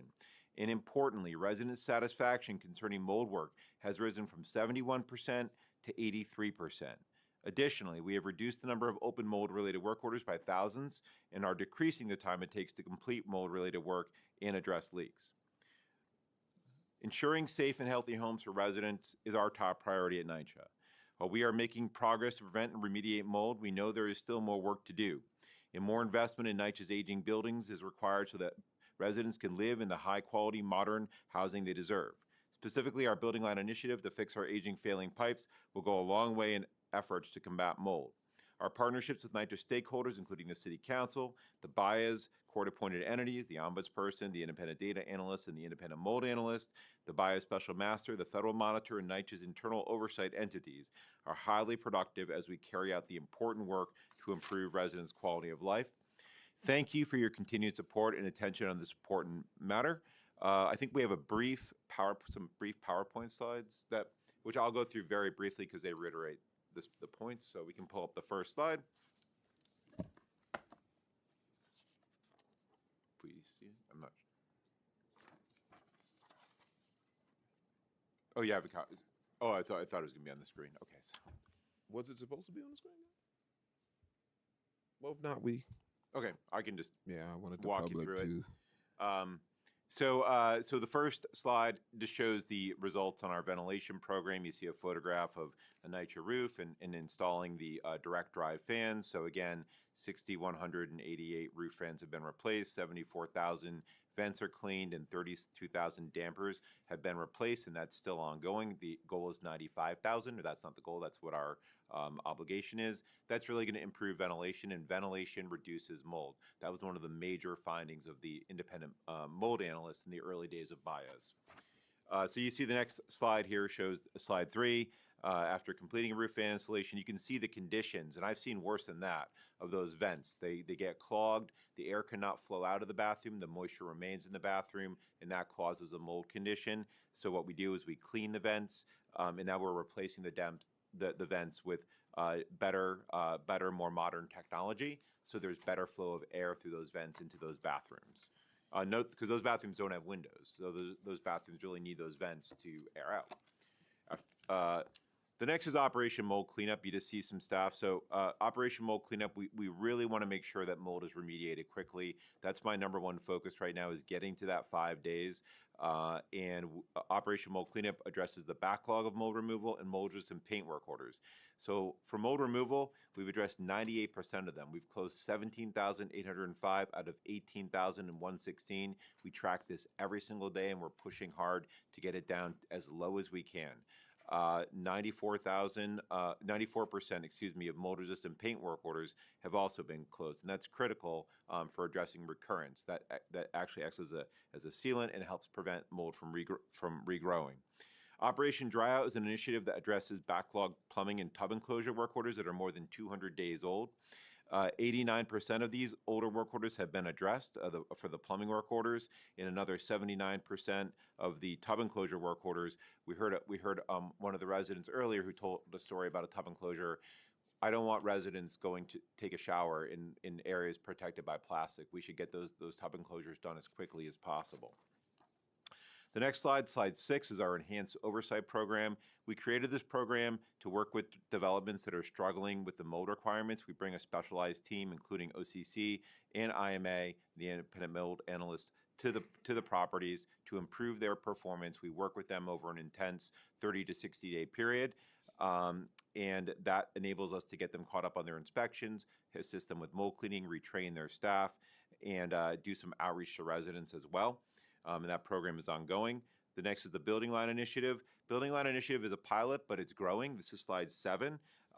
We have completed one. We're almost complete with our second largest one at Tompkins, and then we're going to be doing more and more in 2026, Red Hook East, another in Red Hook East, Carlton Manor, and then new BLI projects to be determined in early 2026. Slide 8, we're almost done here, is our Building Line Initiative. Which is we just talked about it, but this is just going to show some of the metrics on that for the one that we completed. And then finally, maintenance care. So maintenance cares, I think I saved it at the end there. So now NYCHA has to we have to inspect our apartments, 100% of our apartments every single year. So we have to get into every single NYCHA apartment every single year now. And what we are noticing is we don't want escalations only coming from outside entities. We want our maintenance workers to be escalating these things before they even reach places like the OCC, so that we are taking this upon ourselves. So these are some of our worst apartments. These are also some of the most voiceless residents, those who are struggling to connect with NYCHA. We escalate them internally through our maintenance workers, and we then aggressively address them as a priority with our planners. So we've since we started this in March, we've had 597 cases that are in progress, and we've already resolved 387 cases. And these are internal NYCHA escalations. This is the kind of cultural change that NYCHA needs to bring that can-do attitude out to the developments, so that everybody is escalating and working together to address those repairs that are most in need. And now, happy to have any questions. Before I start my round of questions, I'm going to allow my council member, my good friend, Council Member Sanchez, to ask her questions. Thank you so much, Chair Banks. I actually just wanted to follow up on the question Hi, Dan. Good to see you. Good to see you again. Yep. I'm not sure if you were in the room a few minutes ago when I asked the federal monitorship and the I cannot say that word, the O word, that is very long. about the ways that you coordinate with residents to contact. So my specific question was whether you send text message notifications or whether you communicate with residents via text message as well as email and phone. So text messaging is something that we're doing for our PEST program right now. We're looking at it for rolling it out for other aspects of operations, particularly skilled trades. This year, the past year, we focused a lot on our phone systems and upgrading our phone systems for our planners so that we can better monitor them and they can have call queues and other sort of advancements. We think that text is the next iteration, but we wanted to first upgrade the phone systems to see what impact that has in terms of our skilled trade repairs, and then from there, hopefully we can move to text more broadly. We have a large, we get across the board for our maintenance workers, we get 100,000 maintenance work orders a month. We get 35,000 skilled trade work orders a month, so the volume is enormous. However, we do think that that's a good way to communicate. We also have improved email communication, which a lot of our residents use email, and they maintain the same email, and that's been very effective for communicating with residents. Thank you. And specifically, how do you confirm appointments with residents? So confirmation is typically done via phone with residents through our planners. We have a pretty good rapport right now. The monitor mentioned a new dashboard that we build out. So missed appointments has been a major focus for us in the past year. So we confirm appointments with residents via phone. In the month of September, we missed less than 600 appointments for the first time for our skilled trades. And those are our eight much in need skilled trade: plumbers, plasterers, painters. And some trades miss 0 appointments in their neighborhood. So we feel like as our planners mature, in their roles, as we improve the phone systems, we are having better luck with confirming it. We've also been working with Metro IAF on 2 pilots around maintenance workers scheduling. There's definitely some work to do on that. Maintenance workers are at properties, and so they typically have a more grassroots rapport with residents. They're there, they can knock on doors, they can call the resident, they can work with a housing assistant to call a resident, but we do want to improve that communication so we're not missing it, especially when there's an AM PM time, and we notice some discrepancies that we want to correct in our system thanks to the pilot. But we're really trying to work on missed appointments in confirmation of appointments so that we're not wasting residents' time, which I totally agree is not good. And so you've mentioned planners, but it's the resident communication associates, these RCAs, who are the specific folks that are communicating with residents to confirm appointments and. Sure, I could speak to that. Good afternoon, council member. Thank you for asking that question. So there's kind of like larger communication that happens that NYCHA does in response to mold and leak coordination, and then there's kind of like a very different model that is used when it comes down to our mold response unit team, just because it's a case management system. So our mold response unit deals with escalated issues. And once they establish contact with the resident, they figure out what is the best means of contacting them, who is the best person to contact, and then we'll work with them through those means. So we'll use email, phone, we'll use text messaging, so a variety of platforms, and it's a lot more of a more frequent touch with our communication until we resolve the issue. Okay. I'll share with you, I am very annoyed by my baby's dentist because they call and text and call. But, it's very effective and it gets us, to the appointments. But very specifically that they, say if you are confirming your appointment, please reply C. That simple kind of change on some of your communications, I just ask for you to consider that. Won't fix all of the issues, but as you continue to improve your communications with residents. Yeah, our strategy innovation team kind of has been looking at this holistically on how to improve communication. So as part of like the transformation and establishing the neighborhood model, creating the neighborhood planners, making sure that we're set up with automated mailers that go out for reminders and robocalls. Thank you. Thank you so much, Chair. Thank you. Okay. We're going to begin with work orders and remediation. According to the HUD agreement, NYCHA must remediate mold within 5 business days or fix mold and root causes within 7 days for simple repairs or 15 days for complex repairs. Is that correct? Correct. Well, what percentage of mold complaints does NYCHA currently remediate within these required timeframes?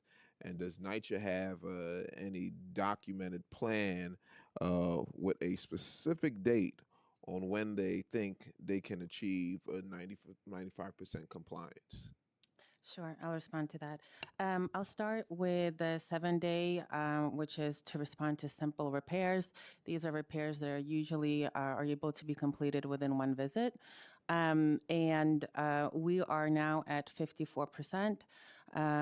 Based on last monitor's report. Most recent, we're through our dashboard receiving as high as 73. So hopefully next quarterly report will show continued progress. And just to give a baseline, we're starting at 22 in comparison. I do want to kind of frame this from this is a hit or miss metric. So one of the ways that I would encourage to look at it is not only progress on how often are we hitting this metric, but how are we doing overall over time? Right. So average days to complete. And when we're comparing this back to 2020, we were at 170 days, and now we're at 16. So a lot of progress has happened over time to really prioritize this, and this goes to using data, this is using visibility, and really concentrating and prioritizing mold within NYCHA. The next one that I'll talk about is the 5-day removal. This has improved, as the federal monitor noted, from 7 to now 24. And in comparison of like average days that we're seeing progress, we were at like 130 in 2020, and now we're averaging around 25 days. Okay. For 15-day complex, which is by far our most difficult metric to hit because we need to go through the inspection, full repair and restoration, and pass the QA. We're at now 11% going from 2. Average days to go through this workflow is 388, was 388 and now down to 252. So progress is being made, but certainly we have a long way to go, which I'm sure we'll talk about. Let me ask this question again. Does NYCHA have a documented plan with a specific date on when they think they can achieve 95%? We do not have a specific date where we're going to be able to achieve it. You said yes or no? No. How can residents have confidence that compliance will ever be achieved then? I will defer this to our EVP of Property Management, Dan Green. So we're pushing as hard as we can with the resources that we have, but as noted in the monitor's testimony and in the ombudsperson testimony, and as stated by our former chair, we're not going to repair our way out of this problem. We need capital investment in our buildings in order to hit those types of numbers in more of our buildings. We will push, and we will improve those numbers even further. We're going to push the inspections so that they're done within as quickly as we can, and then we're going to get the mold cleaning and mold remediation done as quickly as we can. More complex plumbing repairs, though, right, they take time. And the stacks that we're dealing with at places like Queensbridge are nearing 100 years old. So until, and that's just one example. You can find at Baruch, you mentioned some of our worst impacted sites, Baruch, Jefferson, Red Hook, all of Queensbridge, all of those need full pipe replacements, which we don't have the money for. So hitting that top level is really dependent upon more capital repairs. We will do through our building line initiative more and more high-risk lines, which will probably lead to some improvement, but that across-the-board improvement, especially on the leak side, is really going to be dependent upon capital investment in NYCHA. Okay, well, what percentage of mold complaints does NYCHA currently remediate within these required timeframes then? Yeah, sure. So 7 days, 54%, 15 days, 11%, and 5 days is 24%. And how many open mold orders does NYCHA currently have? Sure. We have 23,453 work orders that are open. 379 of those are related to inspections. That would be either the initial inspection, the QA inspection, or re-inspection. And 23,164 is related to child repair, so actual repair work. Okay. And I'm happy to break down those if you'd like. And Ms. how Wood, I have many one- how many have been pending more than 15 days? Sure. 22,255, more than 15 days. And how many have been pending more than 30 days? 20,680. And how many have been pending more than 90 days? 17,058. Said 17,000. 58. So, what percentage of the units have a second mold complaint been within the last 12 months? I'm happy that you asked that question. That is one of the metrics that we're actually doing well in. The HUD agreement requires to not have more than 15%, or we should be at 85%, and we're now at 88%, so which demonstrates a positive state of reoccurrence. Okay, and then how many of these units have experienced mold more than 3 times this year? We've improved on this metric, going from 60 apartments to now 39 units. And we do monitor those. Our mold response unit and our data analyst team reviews it, and then we investigate and we'll case manage those periodically. And what's the primary cause of the reoccurring mold? I would actually say that this is a really good metric for gatekeeping some of those that fall through the cracks. And from like our investigations, I'm seeing that certainly there is an aging component, but also was it properly addressed in the initial inspection? And we're able, through this tool, actually be able to catch those, which we're happy about. Okay. Well, you spoke earlier about NYCHA's roof fan replacement program. Yes. But we also heard earlier from a tenant who's experiencing reoccurring mold in her bathroom because of the roof fan on her line. Isn't it working? And NYCHA hasn't fixed it as yet. What is the average time frame for replacing broken roof frames? Fans, sorry, and are units with active mold cases prioritized? Sure. I'm happy to talk about that. So a little bit, if I could take a step back to talk a little bit about the ventilation program, so it makes Yes. kind of pieces it all together. Our ventilation program consists of 3 phases. The first initial phase was replacing the roof fans. So we did a major push to send out engineers, do asbestos testing, and if it needed to be upgraded to be a direct modern fan, we've updated that, and that resulted in 1,056 buildings across our portfolio. The second part was to like kind of going hand in hand to offer as much relief as we can. And also I'd like to add, we were doing this all during COVID. We actually perform vent cleaning. So where we HEPA vacuum the interior of the lateral duct. And that's where we saw the pictures of like really being able to declutter the dust debris that has accumulated there. And now we're currently in the damper component. As part of the damper program, this is a longer term rollout, is about 3 years. And we're cleaning the vents during that time, and we are checking the roof fans again to see if they're working or not, and working with the property to update it.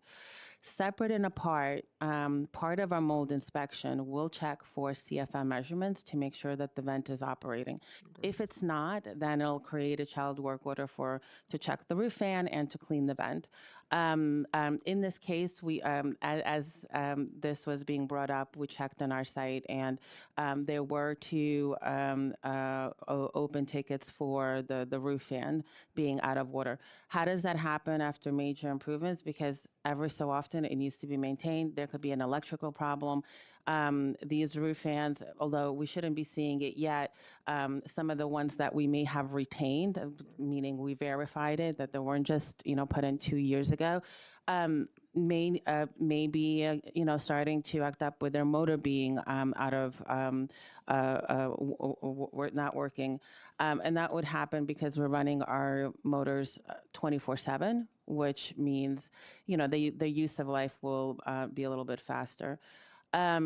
But with this, there is a proactive measure of whenever we're responding to proactively check if the vent is operating, and we do prioritize the replacement of those. And so then how many of NYCHA's public housing apartments are currently with an active mold complaint? 23,000. I'm sorry, pardon, my apologies. How many units, right? 11,723 units, or Can you repeat that number? 8.9% of NYCHA's overall universe. Okay, and how many children under 18 live in units with verified mold complaints? Yes, this one second. It's about 7,400. 74. And how many open leak work orders does NYCHA currently have? 43,387, of which 8,372, or 19%, apparent, and 35,015 that are child, or 81%. Okay. And what is the average time to abate a leak after it's been reported? So we have requirements that to abate a leak within 24 hours. And as the federal monitor noted, there's been challenges with the way that we do our reporting. However, through our best efforts of trying to use a proxy measure, we've seen— What's the challenge? It's the way that we record the work orders. We don't actually ask the question of, did you abate the flood condition, which now we'll be able to do as part of the leak standard procedure. So what we currently use is a proxy measure, meaning that if we're responding to it, that we are addressing it. And right now we've seen an improvement from 54 hours to 33 hours. Okay. And what percentage of leaks are abated within 24 hours as required? So keep in mind that challenge that I talked about, but we're, the way that we use in the proxy measure, we're now at 72% in comparison to 69 last year.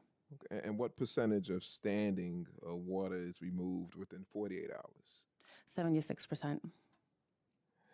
Okay. Does the mold and leak work order backlog also consist of the child work orders that need to be completed before the mold work order can be fully closed out? Correct. Those are the repairs, yeah. And if so, do you have any breakdown of how much of the work order backlogs consist of those smaller associated with work orders? Yeah, absolutely. So the child work orders, or the ones that need repair associated with the mold, consists of 23,164. The way that I like to move of it is evaluating into buckets of mold removal, which is one of our top priority is to remove the hazard. That currently consists of about 34%, or 4,654. We have 3,480, or 15%, in encapsulation. This is what should happen as a part 2 to remediation to help to prevent it. And then we have the remainder, which would be the root cause and the restoration. And that consists of 15,030 work orders, or 65%. Okay. And to give a little bit of context, within that universe of that 15,000, about 50% of them are for cosmetic paint. part of our challenge during COVID and kind of the way that our work orders work, we cannot close the work order until we're able to complete the work. So we cannot close it as tenant at home or refused, which means that our work orders stay open.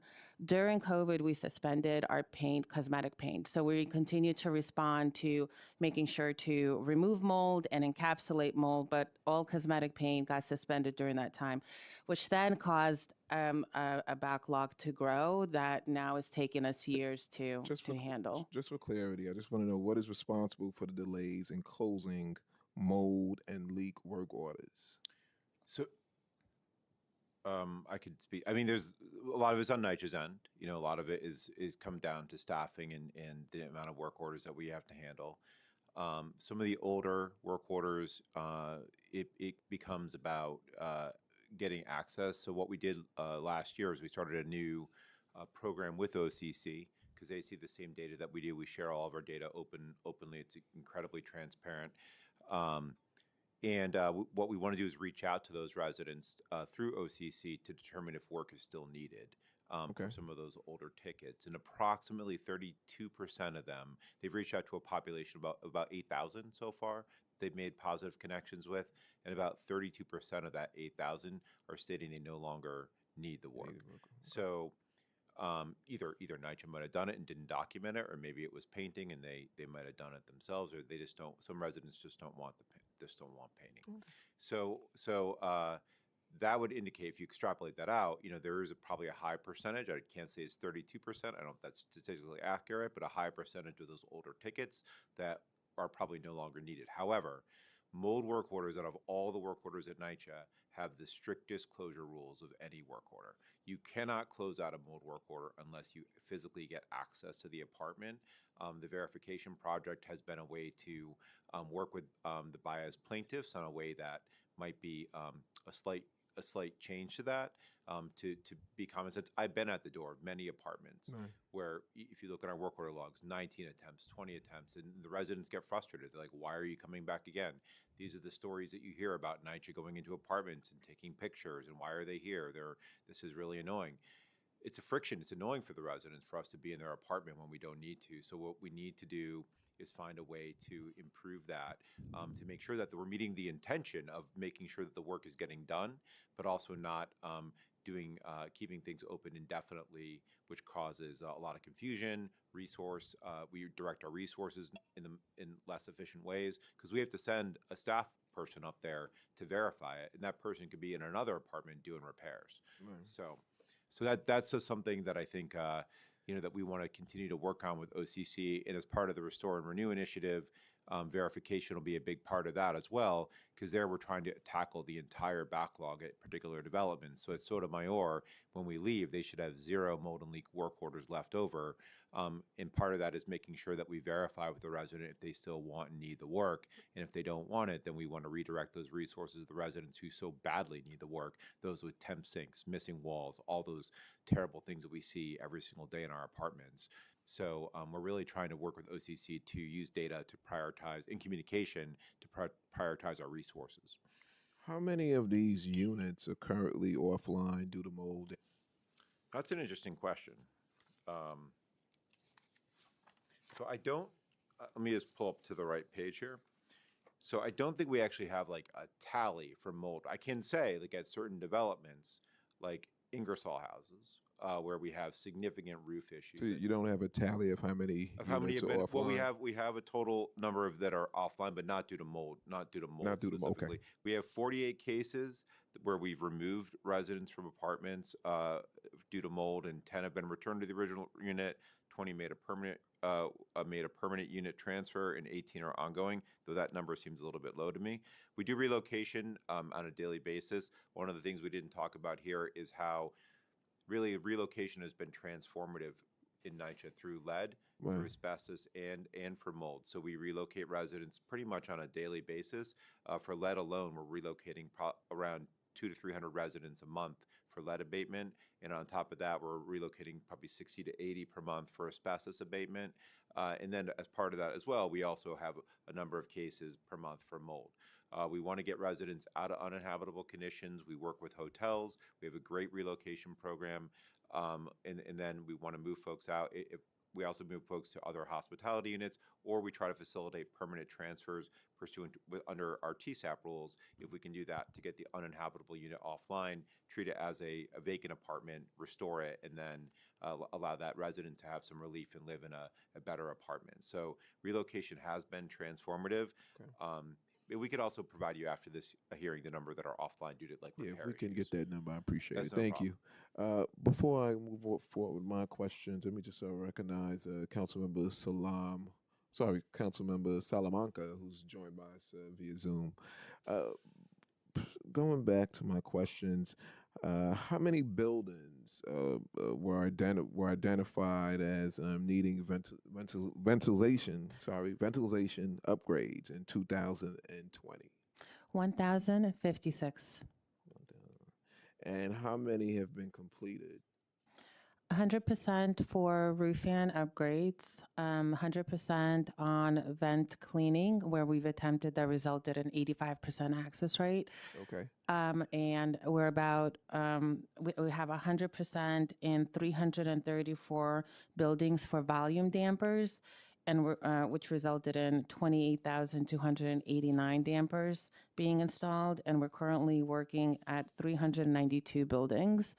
395 buildings. So in total right now, we're about 34% in on the rollout of that effort. And what's the time frame for the remaining upgrades? That will be going through 2028. Okay. Yeah. And what impact have completed upgrades had on mold reoccurrences? We actually see a pretty significant impact. We see a 54% reduction in poor ventilation complaints. And 32% reduction in the bathroom related for poor ventilation. And one of the key indicators of why we attribute seeing a reduction in the new volume of cases coming in for mold is certainly the strong standard procedure, which identifies root causes and does the remediation. But of course, the ventilation upgrades, that was massive. Right, okay. Well, NYCHA's Phase 1 Mold and Leak Action Plan from 2020 indicated that there would be a Phase 2 Mold and Leak Action Plan forthcoming. Has such a Phase 2 plan ever been developed or published? And if so, when can we find it? Or if not, why not? Yeah, we've been working with the federal monitor on drafting it, so it's in initial stages.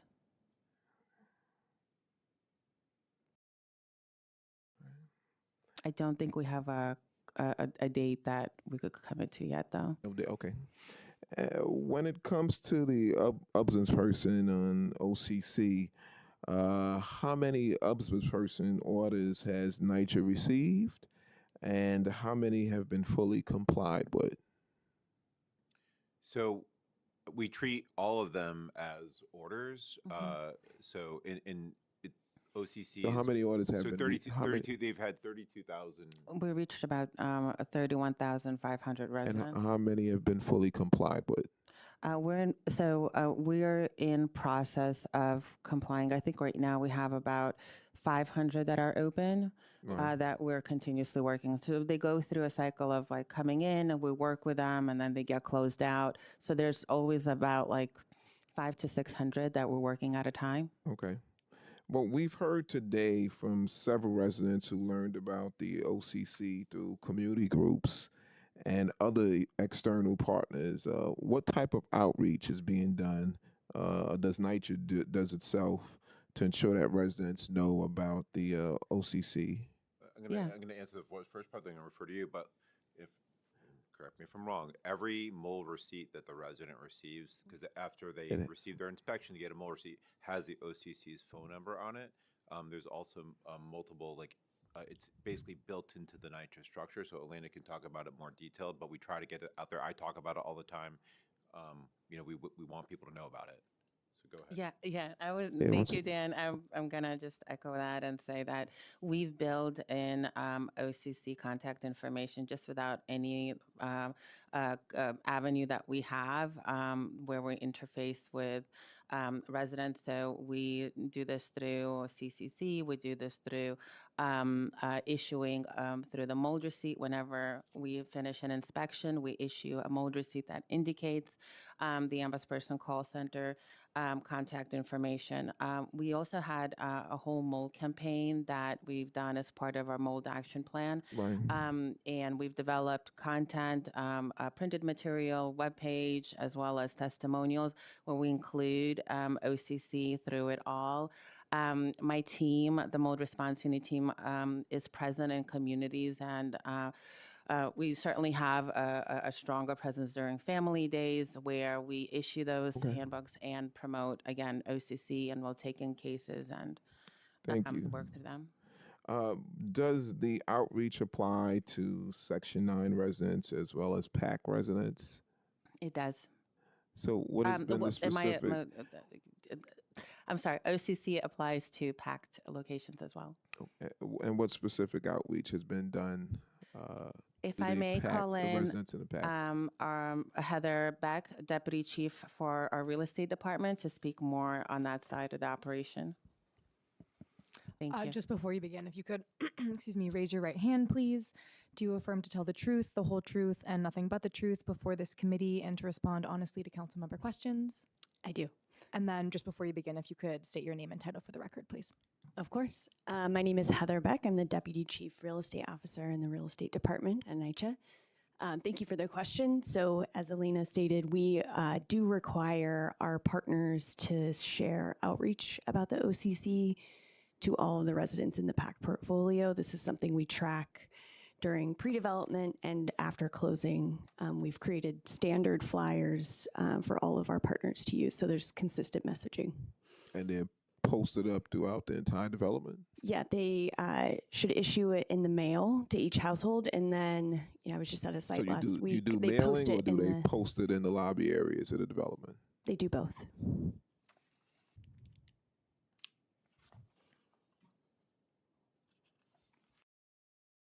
How do you verify compliance? We monitor that through our planning meetings with them. We have check-ins with them ahead of conversion to make sure they have mailings prepped, and then we meet with them consistently after conversion to make sure they're following through with that, along with a number of other requirements for the program. Okay. Does that outreach, okay, well, sorry about that. Has NYCHA heard about possible resident confusion between the CCC and the OCC? And does NYCHA do any outreach specifically to correct such confusion and ensure that residents know that the OCC is completely independent of NYCHA? Every communication about the OCC that we do states that they're independent. The OCC also, when they receive a call, they require that the resident have a complaint open with the CCC first, because they don't want to be the first impression. They want to make sure the resident has given NYCHA an opportunity to address it before it becomes an OCC case. Okay. But everything that we do with the OCC always states that they're independent. That's all of our mailings do. Yeah, all of our communication. Well, has NYCHA considered employing the OCC model in any other areas of its property management? We have not, but we have taken ideas from the OCC model to apply them to NYCHA. Okay. For example, the MRU team, they were so effective working with the OCC that we expanded them out to work on court cases, which apply also HPD violations. So we actually have them now working on court cases throughout the city to ensure that we're responding in that measure. The Maintenance Cares program that I mentioned is also an OCC style program, in that we are escalating internally and tracking internally cases within operations that we believe are in desperate need of repair or relocation. We're doing that internally. We've seen the OCC data models, which I work directly with independent data analysts on several of the tools that they've built. They're extremely impressive. We've now worked with internal teams at NYCHA to build out similar dashboards to cover other areas of repair. For example, on skilled trades data, maintenance work orders, where we've used similar screens and breakdowns of data to help improve performance. The scheduling tool that was built by the federal monitor is very similar to what we OCC tools. So though we don't have the OCC call center, the OCC model we've used throughout the agency to improve our data-driven approach to resident and customer service. When it comes to staff and training, how many skilled trade workers are assigned to mold remediation, and how many maintenance workers are assigned to mold remediation? So the answer for skilled trades is all of them. Okay. So I'm going to give you I actually asked this question. I knew you were going to ask this question about skilled trades. So I had it sent to me on my phone. There you go. So yeah, so I'm going to tell you the skilled trades breakdown. And look, we always need more skilled trades. We have a new special team that the Restore and Renew initiative, where we hired special skilled trades just to focus on mold, but that's one development at a time. Right. Our workers are skilled trades who I oversee. They work on mold every single day. Every maintenance worker works on mold. Caretaker X's work on mold. That's another craft at NYCHA. So in terms of our skilled trades, our current rundown, and this does not include vacancies. This is our budgeted headcount. Some trades get impacted by civil service vacancies. So bricklayers, they're going to do a lot of the concrete work on the ceilings in the bathrooms around mold. There's in Brooklyn, I just got it by borough, which is easier. So bricklayers in Manhattan, we got 13. Got 16 in the Bronx, got 7 in Queens, Staten Island, and 18 in Brooklyn. For carpenters who are doing the tub enclosure work, which is critical to leaks in the bathrooms, they actually are responsible for installing the tub enclosures. Cabinets also get molded, the wooden cabinets, and those also are a big scope for carpenters. And windows. So we have 76 carpenters in Manhattan. We have 64 in the Bronx. We have 33 in Queens, Staten Island, and 72 in Brooklyn. Plasters. So plasters is another major trade. This is a trade that we have a big plaster needs in our developments, but this is a trade that is unique to NYCHA. There really is not plaster anywhere like it anywhere else in the city, so it's a very hard trade for us to hire. But in terms of plasters, 78 in Manhattan, 63 in the Bronx, 29 in Queens, Staten Island, and 72 in Brooklyn. And lastly, I'll just do the plumbers, unless you want me to get into any others. But the plumbers, obviously critical to leaks. So in Manhattan, we're budgeted for 35 plumbers. Bronx, we're budgeted for 36. 13 in Queens and Staten Island, and 43 in Brooklyn. This also does not include the supervisors, who are not mechanics but oversee the plumbing work. So that staff, we added staff under work order form, and we're always trying to get a few more people here and there. But honestly, it's not enough to meet some of the requirements that we talked about. How many additional workers does NYCHA need to meet the benchmarks? As many as NYCHA can afford. That's how many that we need. We need a lot more, especially plumbers, and painters are a big one too, because painters do a lot of the mold cleaning under the NYCHA rules. So what are you doing to address the staffing shortage? What we're doing, NYCHA's at a budgetary, in a little bit of a budgetary challenge right now. We still are struggling with rent arrears that accrued post-COVID. We also have the threats of the funding cuts at the federal level, which are certainly concerning, very concerning as we follow the news. And so this year we're not going to be adding any more. That's not in our plans to add any more, other than the Restore and Renew initiative, which is adding 32 trades to address those high work order sites, when that will be very helpful.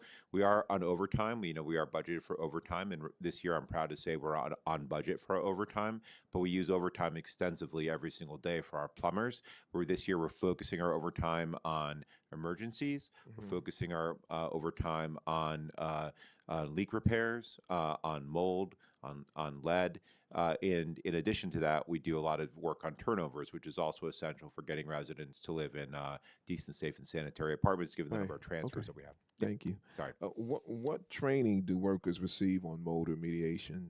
And how often is the training updated? And who provides the actual training? Sure. Our training is provided by Environmental Education Associates called EEA.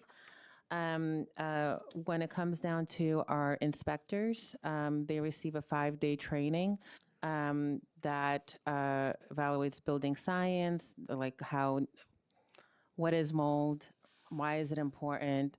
It provides an overview on root causes and restoration methods. Our standard procedure has 30 root causes as well as 14 remediation plans. So it's not simple. It's not just a few. And they also learn the handheld, how to be able to work and document the work. They will learn how to use the tools, how to identify mold conditions, and come up with remediation. So that's one. Our most popular titles that get trained in that are our superintendents, property maintenance supervisors, assistant property maintenance supervisors. We've in 2022 expanded it to maintenance workers in order to improve our response to perform immediate initial inspection. And then there's, of course, spin-offs like obviously my team in Omar is all trained in that performs inspections, and they have various titles. And for skilled trades, anybody that is performing remediations get remediation training. We are about 4,100 trained under remediation. And so that would be your maintenance workers, that would be your caretaker X's that would perform mold removal, that would be your skilled trades that are doing this work. There they will also learn about the importance of mold, proper remediation practices, proper containment, proper PPE, to make sure to respond to it accordingly. Okay. Now, just to move on to some budget questions. What was NYCHA's budget for mold and leak remediation for FY24? And what is the budget also for 2025? I could tell you on 2025 right now. We could go back on 2024 if that's okay.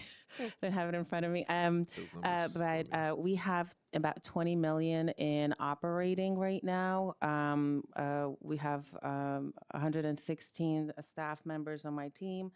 And we have a 55 million federal capital budget over the next 5 years, if all goes well. And I want to make one point. That does not include the money that we spend on our skilled trades, our staffing for skilled trades. And how much is that? So overall operations, I don't want to say the number off the top. I'll provide it to you as a follow-up. But all of our trades are funded throughout the city. So we have in-house trades. We also have our vendor budget that we use in operations. It's a very high number. I just don't want to misquote it. So I'll get you the number for 2024 and 2025. Is the budget sufficient to achieve compliance? I mean, again, I would say the answer is no. Right. We want more funding. We need more funding to address these apartments. Now, when it comes to the PAC, what happens to pending mold complaints when a development converts over to PAC? Thank you for that question. The open leak and mold work orders are transitioned to the PACT partners, and they are required to create a plan to abate those. How is that done? Can you walk me through? How do you transfer it over? How the work orders are transferred? Yes. Yeah. The compliance department works with the real estate department to prepare the work order report, and those are just automatically, provided to the partner team. So is the RAD PAC developer, are they required to have a system in place, a ticket system in place? And is that verified first before anything's transferred over?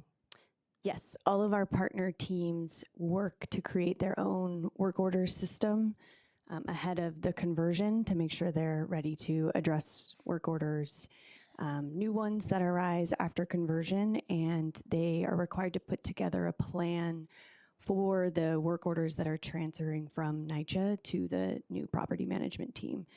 And then the NYCHA compliance and real estate department will work with the partner to ensure that they're following their plan and close out the work orders that are transitioned to them.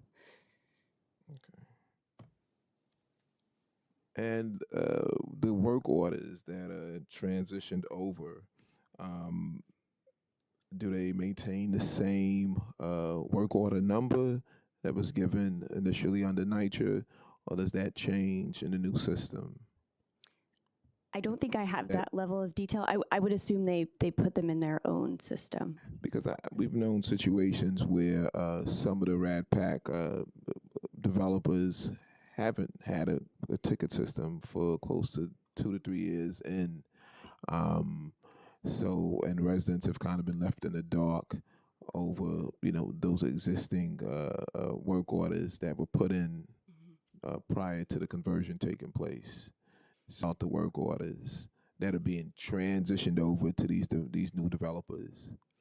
Thank you for that question and that comment. I think our role after the conversion through our asset management team is really to make sure that the team is conducting the repairs as they planned and outlined, and that they're closing the work orders appropriately. They need to work with the households, each household, to gain access to those units to conduct the work and complete the work order. So that communication will happen directly through the property management team to that household in a number of ways. And that can look similar to the way that NYCHA does it, but it is direct outreach and engagement with that household. If they're to get in the unit to conduct the work, they need to have access to the unit. Okay, so how does oversight look over the PAC when it comes to mold remediation? Yeah, thank you for that question. And I do think it's important for us to just take a look. Also, how do you maintain it? Yep. Because that's been an issue of concern too as well. Yeah, thank you. Just to take a step back, I do want to note that the PACT developments and the PACT properties are under a different agreement through the Baez settlement. And so that settlement agreement was effective late December 2021. We call that the Baez PACT settlement. And really, that agreement ensures that NYCHA residents in converted properties are afforded protections that align with the intent of the original Baez decree or agreement, but they are different requirements. And NYCHA's role at the PAC sites after conversion is significantly different than when we are the active property manager. As you know, we require our partners to submit monthly reports to the real estate department related to a number of things. So that's related to maintenance and repairs, to tenancy, and to construction updates while the developments are under construction. As part of their as part of their maintenance and repairs reporting, they report to us on their leak and mold work orders. Under the PACT agreement, we require that partners are responding to and abating leak and mold work orders within 30 days, and we are able to monitor that through those monthly reports. That information is shared. The developer or the new management company reports, does a monthly report. To us, yeah. And that information is also shared online through our public dashboard. You can see that information kind of rolled up on a quarterly basis. So But the reports, those are existing orders. I mean, existing orders. requirements. Work orders, yeah. The existing work orders that are transitioned are just related to leak and mold. The other work orders are work orders that are created for the project or the development by residents on a monthly basis. Okay, and then okay, so those would be sort of the ones that are created. Okay. If I can just add, I do want to share that the monthly reports are shared with our compliance department and the independent mold analyst and the independent data analyst. And so those are all reviewed not just by the real estate department, but the mold and leak ones are shared with the IMA and the IDA to ensure that the partners are closing those appropriately within the required timelines and they include information on the work orders in their quarterly reports. All right. Well, that concludes my questions. Thank you again, guys. Thank you so much. Thanks. Thank you very much.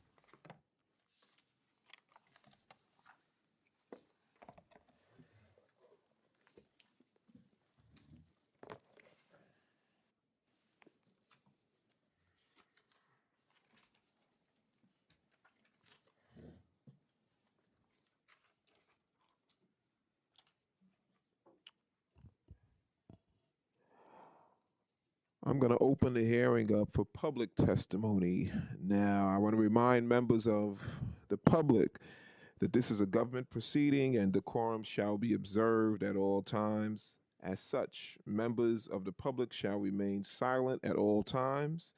The witness table is reserved for people who wish to testify. No video recording or photography is allowed from the witness table. Members of the public may not present audio or video recordings as testimony, but may submit transcripts of such recordings to the Sergeant of Arms for inclusion in the hearing record. If you wish to speak at today's hearing, please fill out an appearance card with the Sergeant of Arms and wait to be recognized. When recognized, you will have 2 minutes to speak on today's hearing topic. And if you wish to submit a written a statement or additional written testimony for the record, please give a copy to the Sergeant of Arms. You may also email written testimony to testimony@councilnyc.gov within 72 hours of this hearing. Audio and video recordings will not be accepted. So now we will begin with the Reverend Gertilio Jr. Getulio. We got you, sir. Good, Rev. Good to see you. And we also have Reverend Francis Skelly.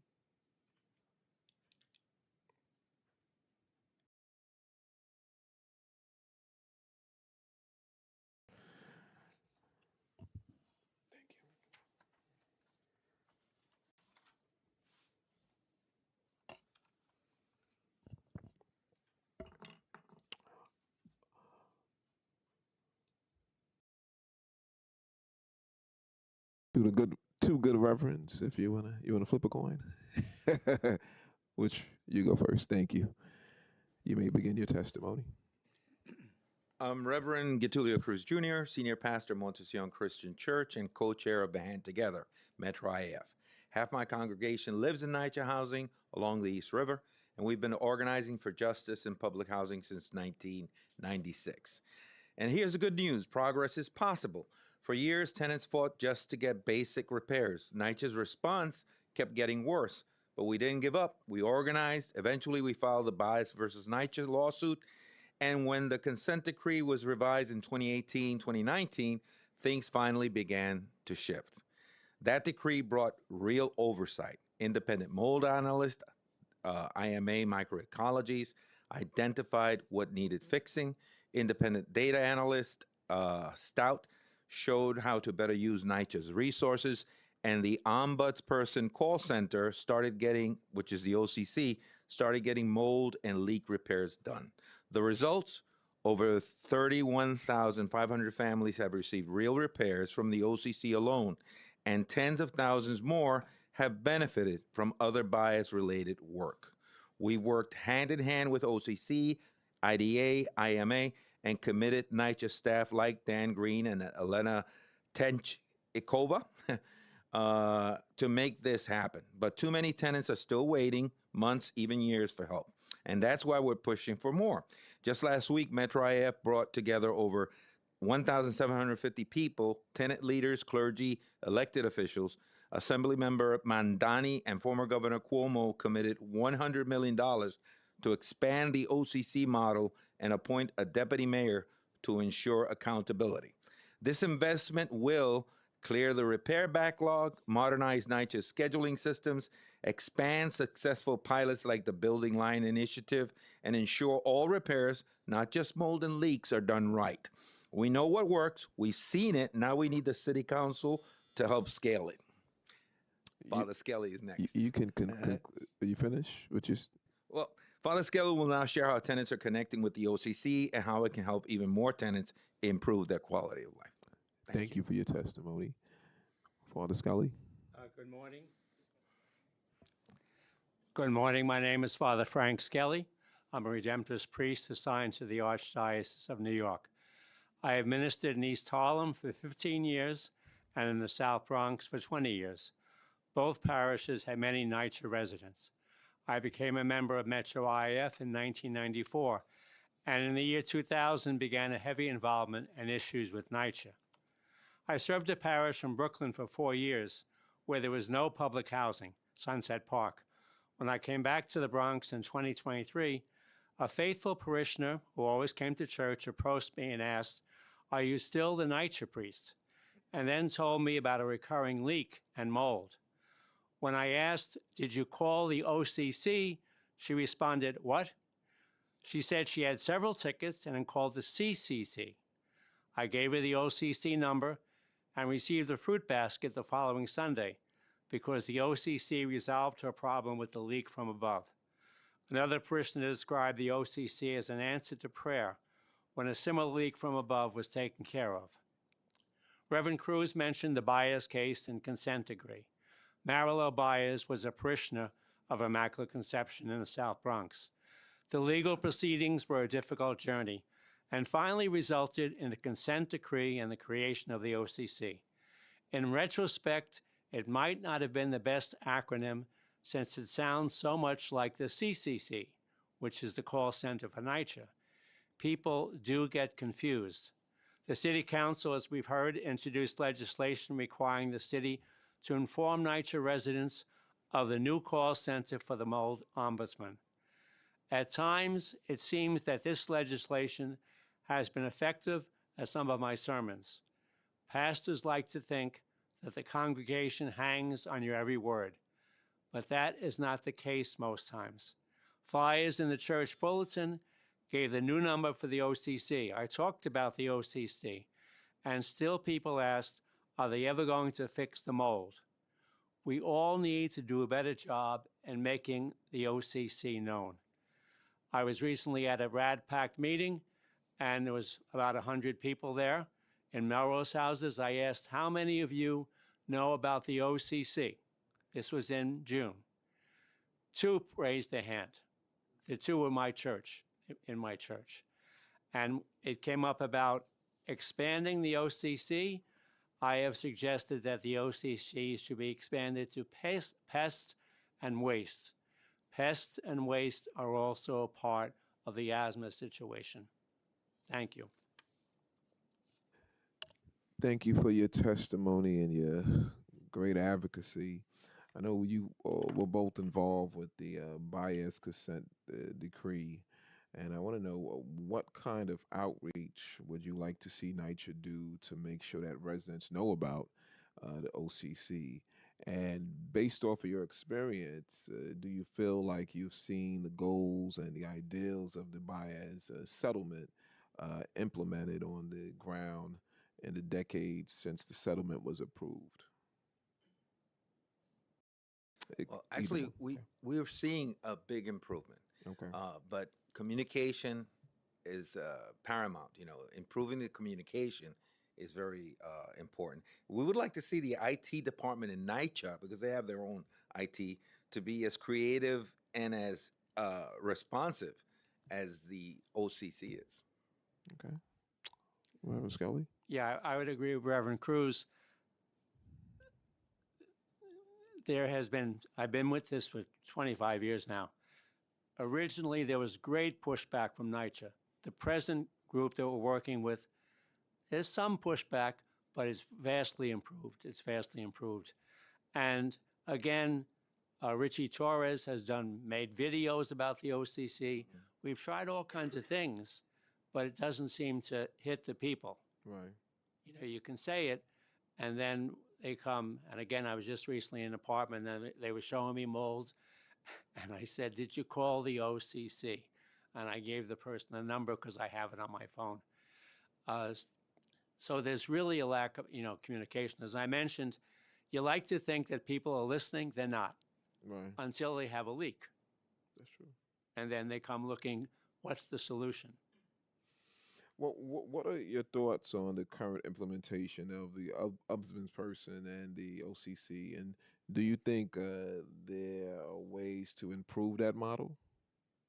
As I said, I think it could be expanded to pest and waste. It's a working model. Okay. And anybody I've referred to the OCC comes back and thanks me.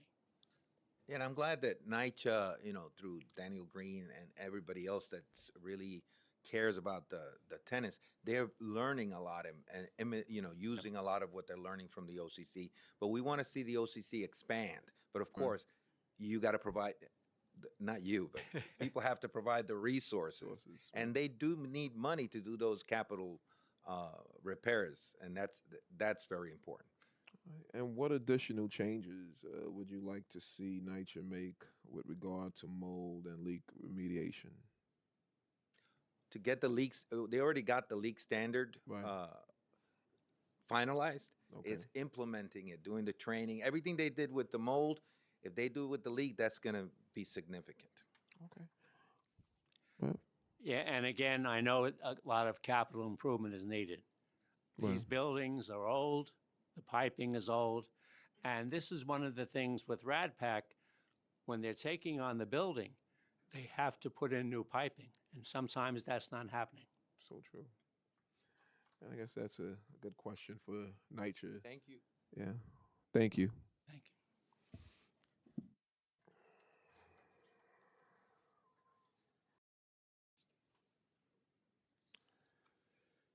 Okay.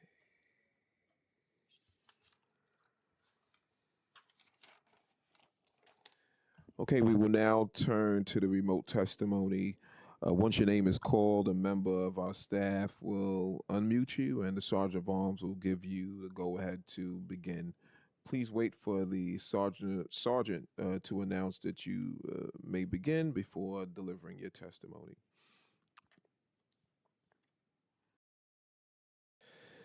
We will now begin with Yolanda Moore. You may begin.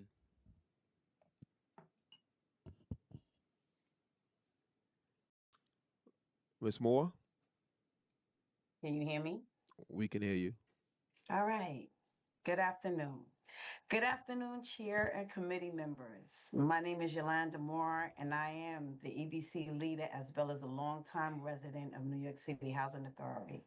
I lived in New York City Housing since 1972 and currently reside at East New York Boulevard Houses. In 2020, Boulevard Houses underwent a significant transformation when it converted from Section 9 to RADPAC. After the completion of the RADPAC conversion, major renovations were undertaken. However, once these renovations were finished, tenants at the Boulevard Houses, including myself, began experiencing persistent and severe issues with mold, water leaks throughout the buildings, as well as serious other problems. The presence of mold and ongoing water leaks had significantly impacted the quality of life for many residents here. The issues pose health risk and create challenging living conditions, especially for families and the elderly tenants. To address these problems, the residents of Boulevard Houses, with the support of EBC and Metro IEF, organized and engaged with the OCC. We have relied heavily on the OCC for assistance. The OCC has proven to be an invaluable resource, helping tenants navigate the process of reporting and resolving mold and water leak issues, advocating for necessary repairs, and ensuring our voices are heard by housing management and city officials.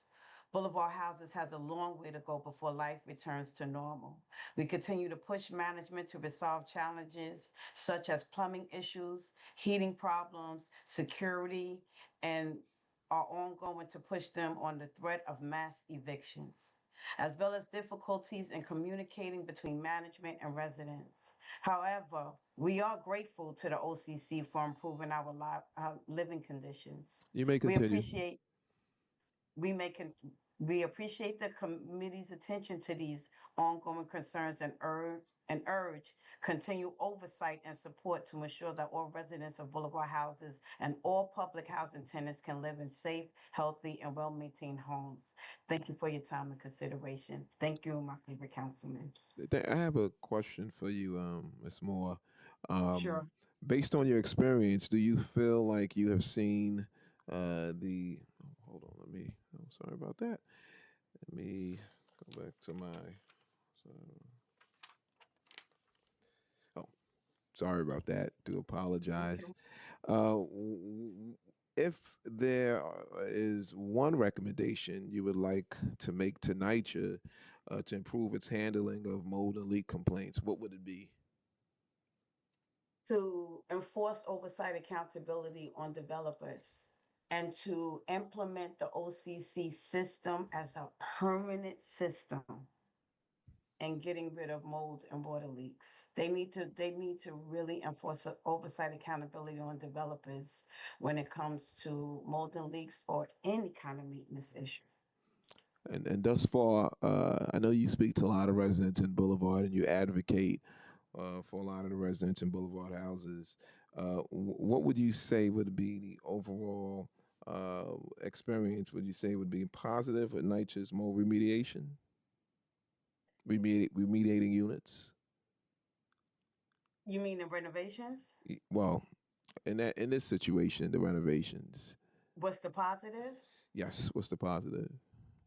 It's I don't have an answer for that right now because we're dealing with so many issues and we've attained more issues after the renovation. The mold and water leaks became doubled and tripled after the renovation. So I don't have an answer about anything positive as of yet. What I do have positive is that the OCC system is working to resolve those issues.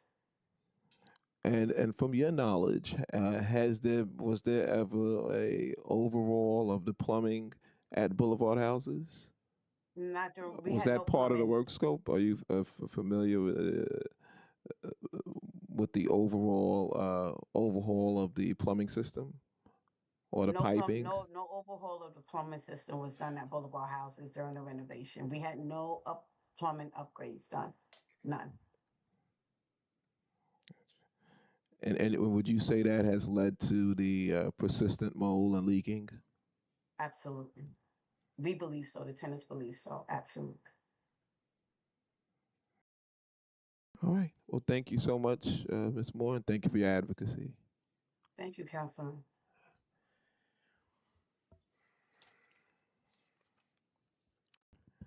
Uh, we will now proceed to Stephanie Pitts. You may begin.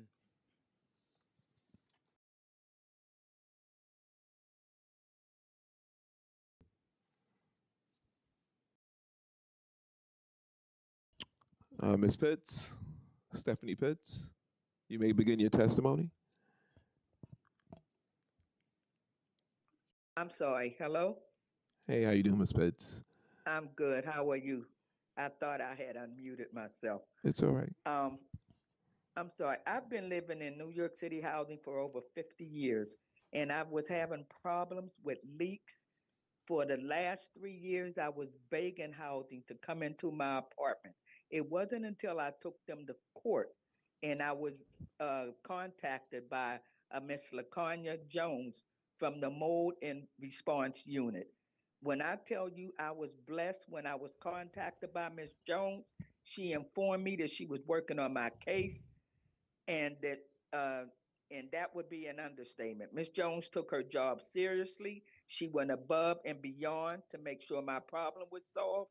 She was caring, concerned about my well-being and the condition of my apartment. Miss Jones and her team were very kept in contact with me throughout the procedure of my apartment being renovated, being done, not renovated, being fixed for the molds.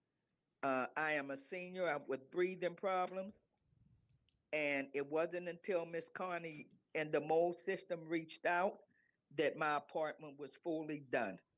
And if I can complain about those that don't work, I can complain about those that do work. And the mold and response unit went beyond their job in helping me get my apartment together. Thank you. If there was one recommendation you could make to NYCHA to improve its handling of mold and leak complaints, what would it be? I would say to come out and check the apartments thoroughly.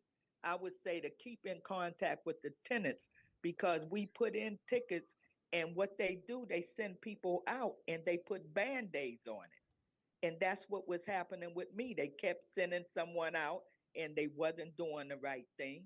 And then once the mold and response unit got in touch, it was like everything went into effect because I even went to the courts and told the judge how pleased I was with the work that the mold and response unit had done. Because if they don't look out for the seniors, and not only the seniors, those that live in housing, and we having breathing problems, who else is going to look out for us? Thank you for your testimony. You're welcome. And I would say that the mold and response unit, one thing I can truly say, they take their job seriously. They really do. And they're concerned about the tenants. Thank you. Thank you for your testimony. All right, so now we're gonna. Well, before I was remiss if I didn't recognize Councilmember Velez, who has joined us. Now we'll move on to Donna Eldon.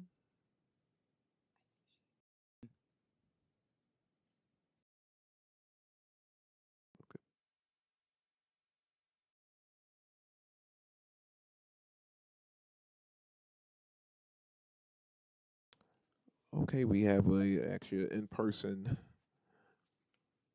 testimony from Christopher Leon Johnson. Should I read the Before you begin, Christopher, just want to read this clause again. I'm opening up the hearing to public testimony again. I remind members of members of the public that this is a governmental proceeding and decorum shall be observed at all times. As such, members of the public shall remain silent at all times. The witness table is reserved for people who wish to testify. No video recording or photography is allowed for the witness table. Members of the public may not present audio or video recordings as testimony, but may submit transcripts of such recordings to the Sergeant of Arms for inclusion into the hearing record. And if you wish to speak at today's hearing, please feel free to fill out the appearance card with the Sergeant of Arms. Christopher Luzianto, you are recognized. We can hear you press the button. Oh, yeah. Hello, Chair Banks, Chair Velez. My name is Christopher Leon Johnson. Just want to say here today that I know that NYCHA does their best to mitigate the mold in their developments. People that I try to work with NYCHA tell me that they do their best to mitigate the mold in the developments. My feeling is that there's certain developments that are really left behind, and like Chelsea and Fulton, because what's going on is that what they want to do is find a way to demolish those two developments. I'm calling on the city council to make a public statement to make it where that NYCHA keeps Chelsea and Fulton public, and because there's a lot of things that's going on in those developments. Not only with just mold, and that's only part of it. It's the quality of life, it's the smells of the hallways. And our council member over there, Eric Botcher, refuses to address it because he's down with closing down NYCHA to give it to the developers. I'm just saying here today that we need to keep NYCHA public. We cannot privatize NYCHA, and and that's all I gotta say. Thank you. Thank you for your testimony. Thank you.